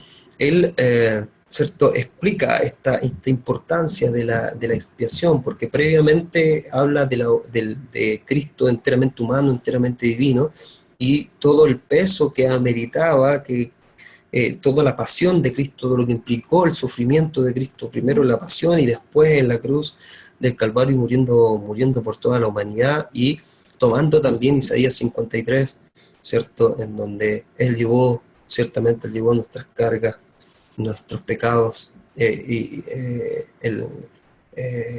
por medio de su muerte y por su llegada nosotros somos sanados. Cuando entendemos de que Él llevó todas nuestras cargas, que Él llevó todos nuestros pecados, que Él llevó toda nuestra dolencia, todo el cáncer, llevó toda la depresión, ¿ya?, que Cristo vino acá a la tierra a cumplir, ¿cierto?, la ley, para presentarse como la justificación que nosotros necesitábamos. Entonces, cuando Cristo muere, nos imputa esa justificación. Entonces, eso es un tema fascinante, ¿no? Podemos estar toda la clase hablando de eso, pero ustedes lo van a ver más adelante con el profesor Caleb, el tema de la expiación, ¿ya? Ernie dice, la más célebre de las fiestas filosóficas de Pablo está en Hechos, sí, Hechos 17, 28, 29, y fue haciendo referencia a lo citado por los mismos griegos. Efectivamente, ahí nosotros encontramos, por eso yo les quise leer el libro de Hechos, quizá algunos ya lo han leído, pero es importante que ustedes también, cuando lean el libro de Hechos, recuerden todo esto, lo que nosotros estamos hablando ahora. Es decir, Pablo estaba inmiscuido en una cultura muy distinta también, que era muy distinta a la cultura judía. Y Pablo la conocía bien. Pablo era ciudadano romano, ¿cierto? Y eso le ayudó para salvarse. Algunas palizas también le ayudó. De otras muchas no se libró, pero de la mayoría de algunas palizas sí se libró por ser ciudadano romano. Después dice Ronald, también le jugaba a favor a Pablo el saber tanto de la ley judía, tener nacionalidad romana. Sí, precisamente lo que estaba hablando recién, ya la preparación que tenía era importante, sí. Súper bien ¿ya? Gracias por sus opiniones ahí que ciertamente van enriqueciendo un poco nuestro proceso de aprendizaje. Ya, esa es la idea. Ya, vamos a avanzar un poquito, son las 11, ya, denme 10 minutos, igual es viernes, así que, bueno, algunos quizás trabajan mañana, pero después va a quedar el video, así que si alguien tiene que hacerlo, no hay problema que se pueda retirar, ¿ya? Pero quiero avanzar un poquito más para que quedemos, porque vamos recién comenzando de esto, pero es bueno también que hayan esas preguntas y van enriqueciendo nuestro proceso, ¿ya? Joseph Lortz, no sé si alguien lo ha escuchado o ha leído a Joseph Lortz. Por lo general siempre nosotros conocemos historias de la iglesia o historias del cristianismo que son las más clásicas, ¿cierto? De Justo González, Pablo Deiros, esos son como los más conocidos, historias del cristianismo. Pero hay muchos otros cristianos, hay muchos otros historiadores que estudiaron profundamente la historia del cristianismo. Uno de ellos es Joseph Lortz, que precisamente él fue católico igual. Él fue católico, vamos a leer algunos pasajes de él. Cuando llega al periodo de la Reforma ya como que no me gustó, así como que ya lo deseché, porque está como muy sesgado su pensamiento en el periodo de la Reforma. Pero en los periodos anteriores ustedes se van a ir dando cuenta que van a ir haciendo algunas lecturas de él. Hay muchos pasajes que son mucho más completos que la historia de Justo González o de Pablo Deiros, ¿cierto? Entonces va a ser uno de los autores que vamos a seguir por lo menos en este curso, a pesar de que es católico, ¿cierto? Pero es bueno tener diferentes visiones de un acontecimiento determinado, porque así se va construyendo, el aprendizaje se va construyendo mucho más rico. Bueno, él dijo, esta gran palabra de Pablo, más allá de su contenido esencial, histórico salvífico, hablando de Gálatas 4, ¿cierto?, cobra todo su sentido iluminador de la historia cuando se considera que tal cumplimiento se había realizado ya en todos los ámbitos de la cultura entonces. Joseph Lortz lo que ve en este cumplimiento del tiempo es un cumplimiento de procesos históricos que tenían que estar para el nacimiento de Cristo, ¿cierto? Y él lo ve como ya en todos los ámbitos de la cultura, es decir, un desarrollo cultural que sucedió antes del nacimiento de Cristo y que da forma, en definitiva, y que prepara el camino a la venida del cristianismo o a la irrupción del cristianismo en la historia, que ciertamente va a cambiar la historia y va a cambiar el rumbo de la historia, el cristianismo. Sin duda, cambia el rumbo de la historia universal.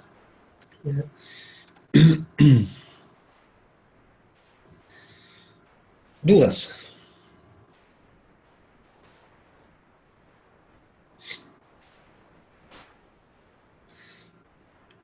¿Saben? Me gustaría quedar hasta acá, porque si nos metemos acá, vamos a estar una hora más, porque son muchas cosas. Entonces, si yo me meto acá y los dejo a medias, no quiero dejarlos a medias porque va a quedar incompleto el proceso. Entonces, prefiero tomarlo porque acá, principalmente nosotros vamos a ver, y la próxima clase, en la clase vamos a ver algunos elementos contextuales, ¿cierto?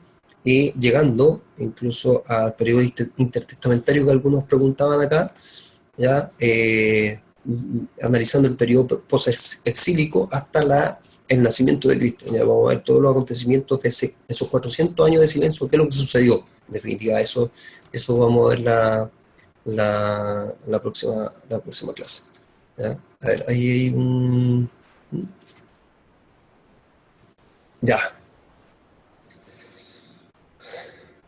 Bien. Pregunta, hermano. ¿Todo bien entonces? ¿Alguna duda? Hablé muy rápido. Me fui... De repente yo así soy como... Trato de no ser tan disperso, pero a veces hay tantas cosas que se vienen y la historia cristiana es tan rica. Entonces yo tomo como de varios aspectos, aplicando también y haciendo algunas analogías y algunas y algunas interpolaciones hasta el día de hoy, así que la historia nos da para eso también. De hecho, uno de los primeros ejercicios que ustedes tienen que hacer es, o no me acuerdo si es este ejercicio el que viene, ¿cierto? Es de comparar su realidad eclesiástica con la realidad de la iglesia primitiva, ¿ya? Y eso es bastante interesante. Ahí ustedes se van a dar cuenta de las diferencias que existen a través de la lectura, obviamente. Así que, entonces, eso sería. Gracias, hermano, por sus comentarios. Entonces, yo les dejo como tarea que terminen bien el libro de Hechos, ¿cierto? Que lo lean bien y que ya comiencen con las lecturas, porque no dejen pasar el tiempo, porque ya esta semana comenzamos, ¿sí? Y las lecturas son bastantes. Entonces, vayan ustedes, por ejemplo, hoy el lunes voy a estudiar historia, el martes voy a estudiar teología sistemática, el miércoles voy a estudiar introducción a la Biblia, el jueves voy a estudiar historia, el viernes voy a estudiar teología sistemática, el sábado voy a estudiar, ¿se fijan? Entonces ustedes dejen un día, dejen un día para cada, o 2 días, perdón, 2 días para cada materia, ¿cierto? Y porque bueno, si ustedes comienzan a leer historia y después se van a teología sistemática, como que puede pasar algo en su cognitivamente. Entonces es ideal siempre dentro del desarrollo cognitivo poder estar metido en algo y después estudiarlo bien y después pasar a lo otro y terminar un proceso determinado, ¿ya?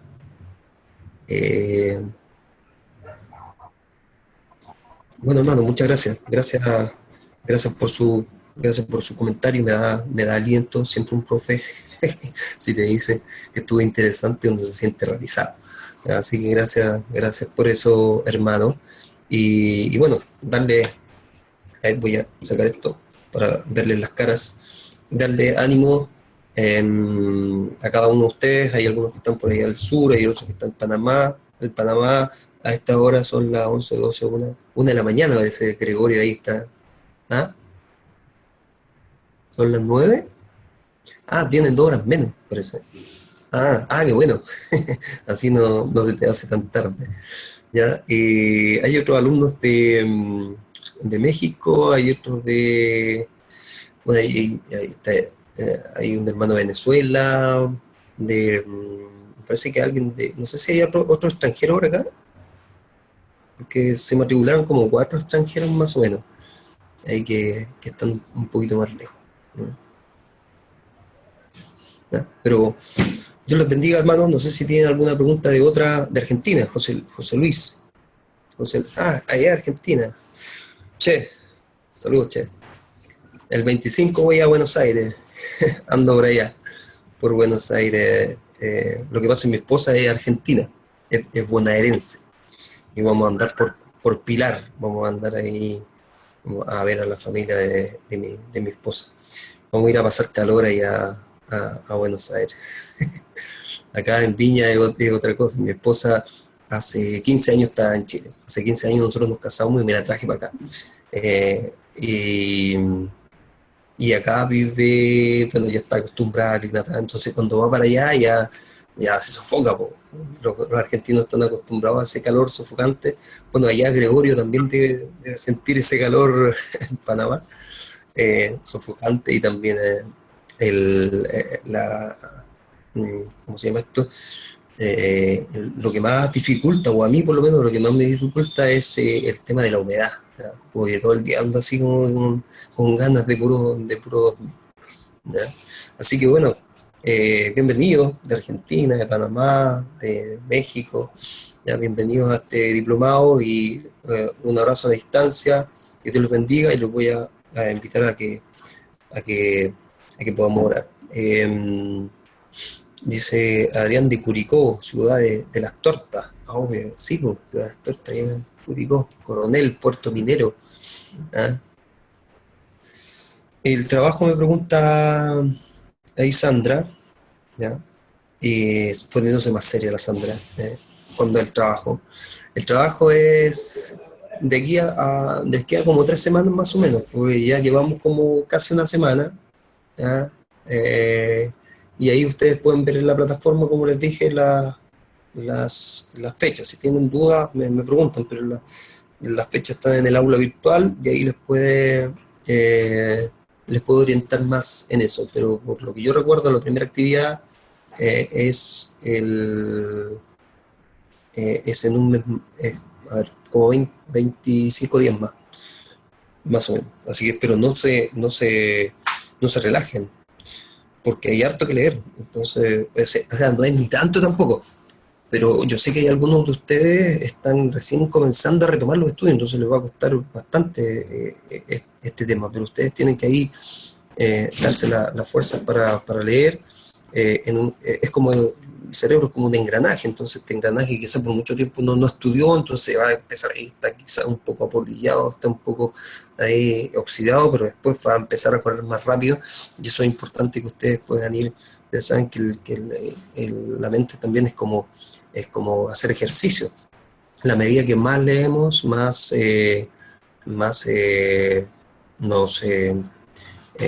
nos vamos ambientando, ¿ya? A ver, Carlos dice, bueno, profe, yo me incorporé hoy y ni siquiera sé usar la plataforma, ¿cómo puedo aprender? Ya. Carlos, si no me equivoco, si tú te incorporas, sí, me acuerdo de tu caso. Ya, nosotros te enviamos un correo y en ese correo hay videos. Yo te sugiero que veas los videos que están en ese correo. Y hay videos, uno de los videos te enseña cómo interactuar en la plataforma, ¿ya? Y también estás asociado a un curso que se llama Uso de la Plataforma Virtual, ¿ya? Porque hay 3 cursos para ustedes, o para algunos de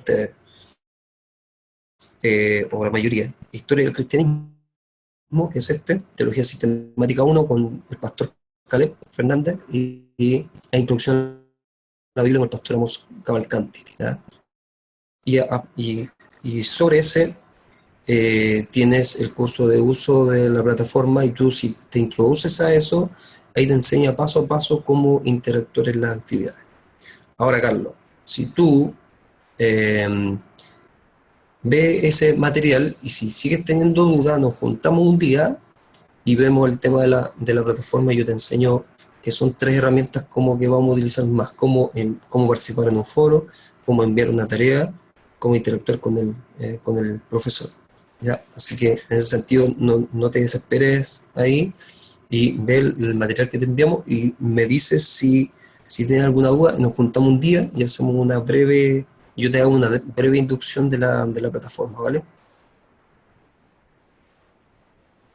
Vale, de nada. Sandra parece que hizo una pregunta acá, lectura, sí.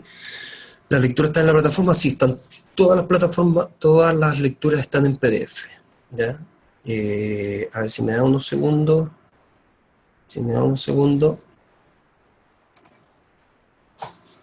Yo les voy a mostrar acá la plataforma para que les quede.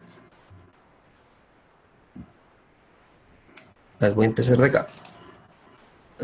Como les dije, si algunos tienen que hacer y tienen claro esto, pues les voy a proyectar esto acá. Ya, ustedes cuando se introducen a la plataforma ven algo así, similar. Aquí está el curso que nosotros estamos ahora, está el curso Introducción a la Biblia, que yo ya les enviamos las fechas, ¿cierto?, de las clases de los profes en vivo. Está Teología Sistemática y está el uso de la plataforma virtual, ¿cierto? Es el curso que le estaba diciendo recién a Carlos. En mi curso, ustedes se introducen acá, hacen un clic, ¿cierto? Ponen su contraseña, que es su root, y los 4 últimos, ya en el caso mío, es otro. Ya, y ahí se introducen a la plataforma, y ahí hay algunos conectados, está Paola y José Luis, está conectado ahí. Y en la información, que si ustedes se dan cuenta, hay pestañas, ¿cierto? Información general en la primera pestaña, en donde está la portada del curso, y lo que yo les decía, novedad y avisos, es donde yo me voy a comunicar con ustedes. La ruta de aprendizaje es el documento que les explica a ustedes todos los contenidos que vamos a ver, los objetivos que vamos a ver, las actividades que vamos a ver y las evaluaciones y las ponderaciones de cada evaluación. ¿Cierto? Foro de consulta, me hacen las consultas a través de esa. Esta misma lógica tienen todos los cursos. De hecho, el video que nosotros le enviamos también explica esto.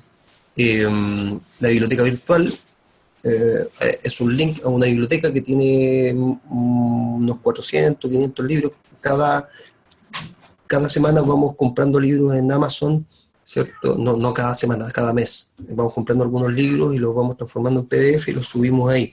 Pero son libros obviamente para uso solamente de académico, no es para subirlos a foros ni por ahí para repartirlos, sino que es solamente para uso académico, para vuestra mejor formación, ¿cierto? Y yo creo que se han metido ahí, pues está clasificado por temática. Nos falta todavía poder ordenarlas, pero estamos en eso. Y este ingreso a la clase que nosotros estamos acá, ¿ya? Cuando ustedes se van al primer módulo, en el primer módulo hay una secuencia lineal, ¿cierto?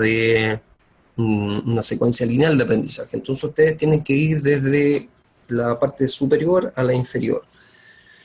Voy a la información del curso, a los contenidos, y aquí, si abro esto, ustedes se van a dar cuenta que me dice todo lo que vamos a ver en el primer módulo, este documento, ¿ya?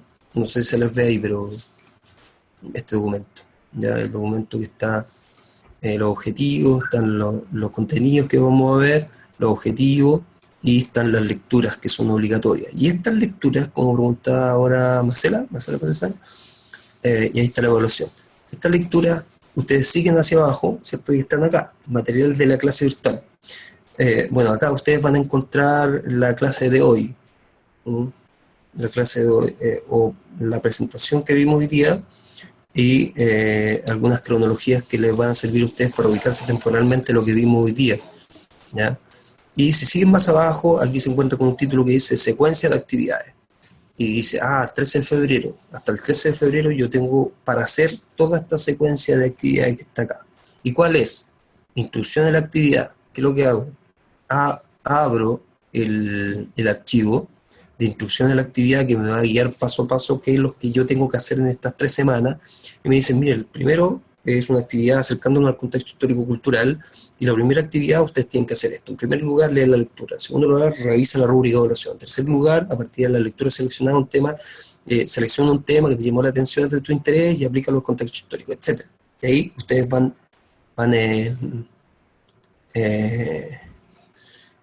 leyendo, y si se dan cuenta después, acá ustedes tienen los indicadores de evaluación y ustedes dicen, ¿cómo me va a evaluar el profesor Cristian? Me va a evaluar así. La participación, ya, la más excelente a la más deficiente. Entonces, para que ustedes tengan el puntaje total, ustedes deben cumplir con todos estos requisitos, ¿cierto?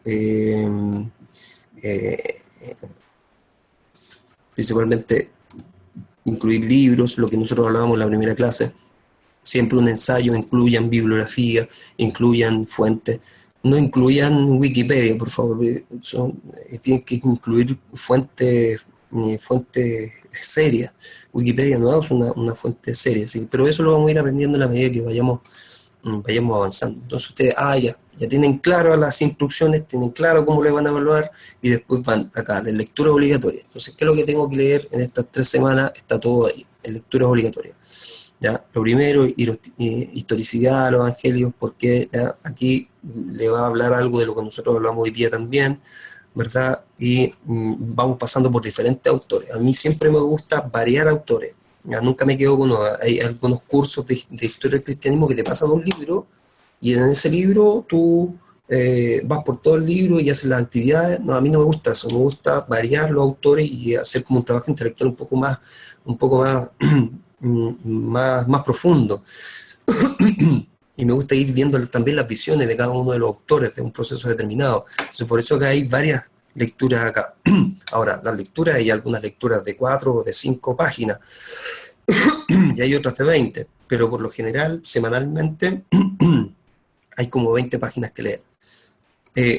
Son las lecturas obligatorias, y después se van a las lecturas complementarias si quieren, porque acá el que puede tener más tiempo dice, oye, que quedé con el gusto a poco con esta lectura obligatoria. Entonces voy para acá, lecturas complementarias, y me aparecen otras lecturas que van a profundizar algunos aspectos que nosotros ya vimos. Entonces es para los que tienen más tiempo y los que van a andar con el tiempo justo. Y después, bueno, hay unas galerías de videos acá, en donde les pongo algunos videos que van a reforzar, ¿cierto?, las lecturas, a reforzar la lectura a través de estos dos documentales que pueden ver acá. Y después viene el foro donde ustedes tienen que participar propiamente tal. Entonces, si se fijan, veo la instrucción de la actividad, veo cómo me van a evaluar, veo cómo veo los insumos que tengo que utilizar para la actividad, leo, después veo el video y posteriormente, ya una vez ya leído todo eso, participo en el foro poniendo mi opinión al respecto y siguiendo las instrucciones de las actividades. Y lo final, ¿cierto?, es un cuestionario, ¿cierto? Si ustedes se introducen acá, en la prueba final, en donde ustedes se van a someter a una prueba de conocimientos propiamente tal, en donde aquí yo voy a ver si leyeron o no. Esa es la idea. Entonces, por eso que les dice acá, yo o nosotros apelamos a vuestra honestidad, que no vea los apuntes, porque las preguntas están hechas de tal manera que usted, leyendo y estudiando, pueda responderlas, ciertamente. Entonces, por ejemplo, aquí dice con rojo, el alumno no debe usar cualquier material de apoyo, consulta o internet al momento de responder las preguntas. Ya está con rojo ahí para que nadie después diga, no sabía. Y acá ustedes previsualizan el cuestionario y se meten ahí al cuestionario, y lo importante es que hay un intento permitido. Hay un intento. Entonces, solamente ustedes, cuando vayan a hacer el cuestionario, asegúrense de que tengan una buena conexión, para que no se les vaya a cortar la conexión, y bueno, en el caso que les pase eso, nos avisan, nosotros les vamos a creer, obviamente, y les vamos a dar una oportunidad más, pero que tienen que tener una conexión estable para que, más o menos en este cuestionario son como 12 preguntas, 15 preguntas, entonces deben tener más o menos una media hora para hacer el cuestionario, ¿ya? Y ahí terminan el módulo. O sea, claro, ahí terminan el módulo. Es así, no es difícil, es sencillo, ¿cierto? Pero yo sé que cuando uno se enfrenta a esta plataforma por primera vez, uno como que se desespera, pero tranquilo, que ahí les va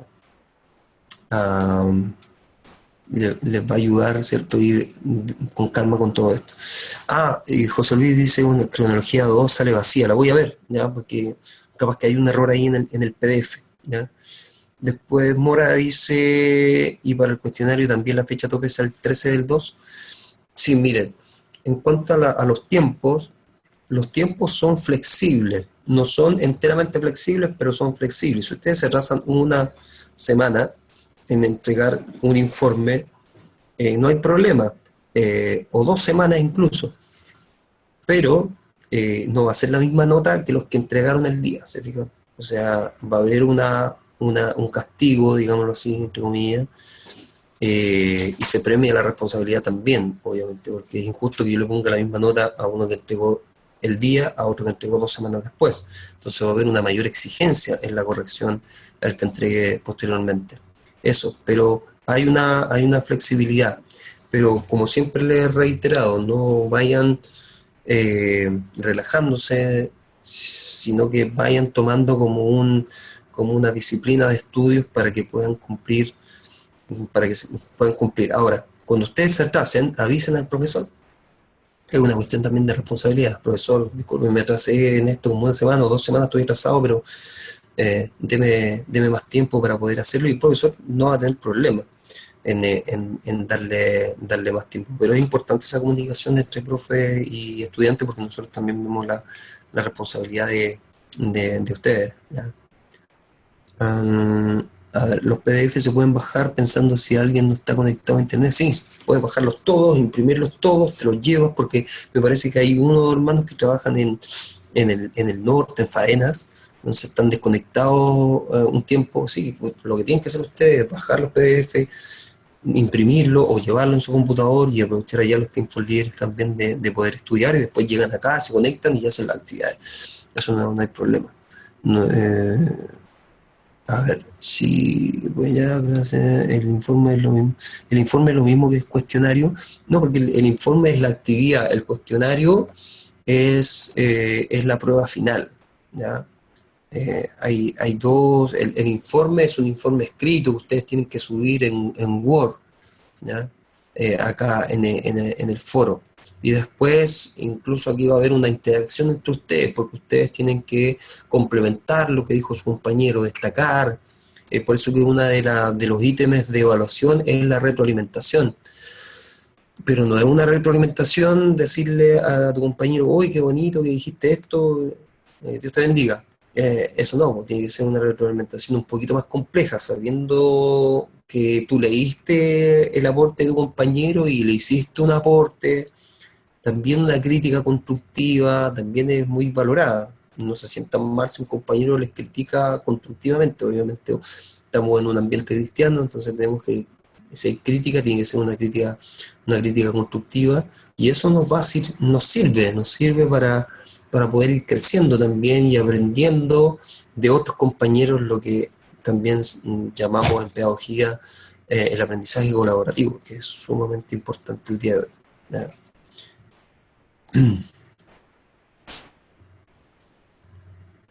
¿Dónde se sube el informe? Acá, miren, el informe, acá en foro contexto, ustedes dan un clic, ¿ya? Y dice añadir un nuevo tema de discusión. Aquí hacen un clic en añadir un nuevo tema de discusión, y aquí ponen ustedes el título de su intervención. Ya, el título de su intervención. Si quieren pueden copiar y pegar desde Word acá, ¿ya? Copiar y pegar de Word acá, o pueden subir el Word adjunto aquí, ¿ya? Lo pueden arrastrar, incluso lo arrastran. Supongamos que yo subo esto y lo arrastran a la página, ¿ya? Y ahí me sube como adjunto, o lo pueden subir desde acá, desde aquí, ¿ya? Buscar aquí. Bueno, todo esto lo enseñamos en el curso de inducción del primero. Buscar acá y lo sube desde acá, ¿cierto? Y ahí subir archivo, ¿ya? Y ahí me subió. Y después enviar al foro, ¿ya? No lo voy a enviar para que no quede con pero envían al foro y ahí va a estar disponible para los otros compañeros. ¿Ya? Lo importante es que no estén participando todos al último, porque se pierde como la interacción después, ¿cierto? Porque quizás llega el día, a ver qué día acá, ustedes tienen que entregar la primera actividad el 13 de febrero, y que no se provoque que todos están participando el 13 de febrero así como apurado y no va a haber como interacción. Ojalá que no pase eso. Eso. ¿Ya? ¿Alguna otra duda?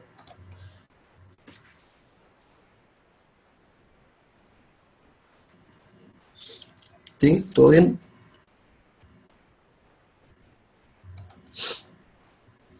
Ya, todo bien. Bueno, hermano, gracias por aguantarme estas casi 2 horas que hemos estado acá, y Dios los bendiga. Los profesores ahí están atentos. Recuerden que nosotros los profesores tenemos como hartas actividades. Somos pastores. Ustedes saben lo que involucra ser un pastor de una iglesia. Yo, aparte de ser pastor, igual tengo mi trabajo secular en la universidad, y también tratamos de dedicarlo lo más posible a esto y no dejarlo solo. Entonces es importante que ustedes se sientan acompañados en este proceso, y yo siempre estoy ahí recalcando también como a los profesores de que se acuerden de responder las preguntas y todo. Así que en ese sentido siéntanse en libertad de poder preguntar y poder hacer todas las preguntas que ustedes quieran. Les pueden escribir al profesor o a través del foro de consulta. Si no quieren hacerlos a través del foro de consulta, pueden enviarle un correo al profesor con un mensaje al profesor, ¿ya? O la última instancia es el WhatsApp, ya esa es la última instancia. ¿Ya? Y lo digo así para que no molestemos mucho con el WhatsApp, no digo que molestan, pero hay algunos hermanos que, no sé, pues pueden estar en el trabajo y les suena el teléfono ahí, entonces les puede, o por último lo silencian, pero la última instancia es el WhatsApp para preguntar, hacer preguntas más urgentes, ¿ya? Y ahí siempre va a haber una persona que les pueda responder. A veces yo lo tengo, a veces lo tiene otra persona que trabaja en la institución respondiendo los mensajes, así que eso no hay problema. O también lo que pueden hacer, enviar preguntas al WhatsApp del instituto, que ahí también siempre hay una persona que le responde, ¿ya? Con eso, nosotros hemos aplicado eso, yo creo que ninguna otra institución lo ha aplicado, pero nosotros lo hemos aplicado porque ha sido súper efectivo para los estudiantes, entonces se siente como mucho más acompañado y nos ha resultado súper bien ese tipo de acompañamiento también a través del WhatsApp. Pero lo importante es que no sea todo de ahí, todo se tiene que analizar a través de la plataforma, ¿ya? Amén. Entonces, cuando nos vemos nuevamente, yo les voy a estar enviando un correo la próxima semana. Si mal no recuerdo, yo le envié un correo, sí, se le envió un correo ayer o antes de ayer. Me parece que el lunes tienen teología sistemática a las 22 horas y el martes a las 20 horas tienen introducción a la Biblia, la primera clase, ¿ya? La segunda clase, la continuación de esta, la voy a tratar de hacer el viernes. Tengo que ver un tema ahí, un compromiso que tengo, a ver si me puedo... Pero si lo hacemos el viernes, lo vamos a hacer a esta misma hora. No sé si les complica tan tarde, pero yo sé que mientras más tarde, mejor para algunos, porque la mayoría trabaja y tiene muchas cosas en la iglesia, ¿cierto? Pero no hay días fijos. Los días pueden ir variando. Por lo general, teología sistemática, el profesor hace clases a esa hora, los lunes a las 22 horas. Y vamos también entre el martes o miércoles. Y yo puedo variar entre el viernes en la noche y sábado en la mañana, incluso puede ser también. Pero también sería bueno que ustedes nos envíen su disponibilidad, cuál es el día que más les acomoda. Ciertamente no vamos a poder acomodar a todos, pero sí, quizás a la mayoría los podemos acomodar. Así que en ese sentido también puede haber una flexibilidad, ¿ya? Nosotros sabemos que los jueves parece que son complicados. Y hay algunos días que la mayoría de iglesias los jueves hace como estudios bíblicos, los miércoles, jueves, y otros días más. Pero ahí vamos a estar en conversación, ¿ya? Ya, nos vamos entonces, vamos a orar para ser despedidos. ¿Alguien de ustedes le gustaría dirigir la oración para terminar?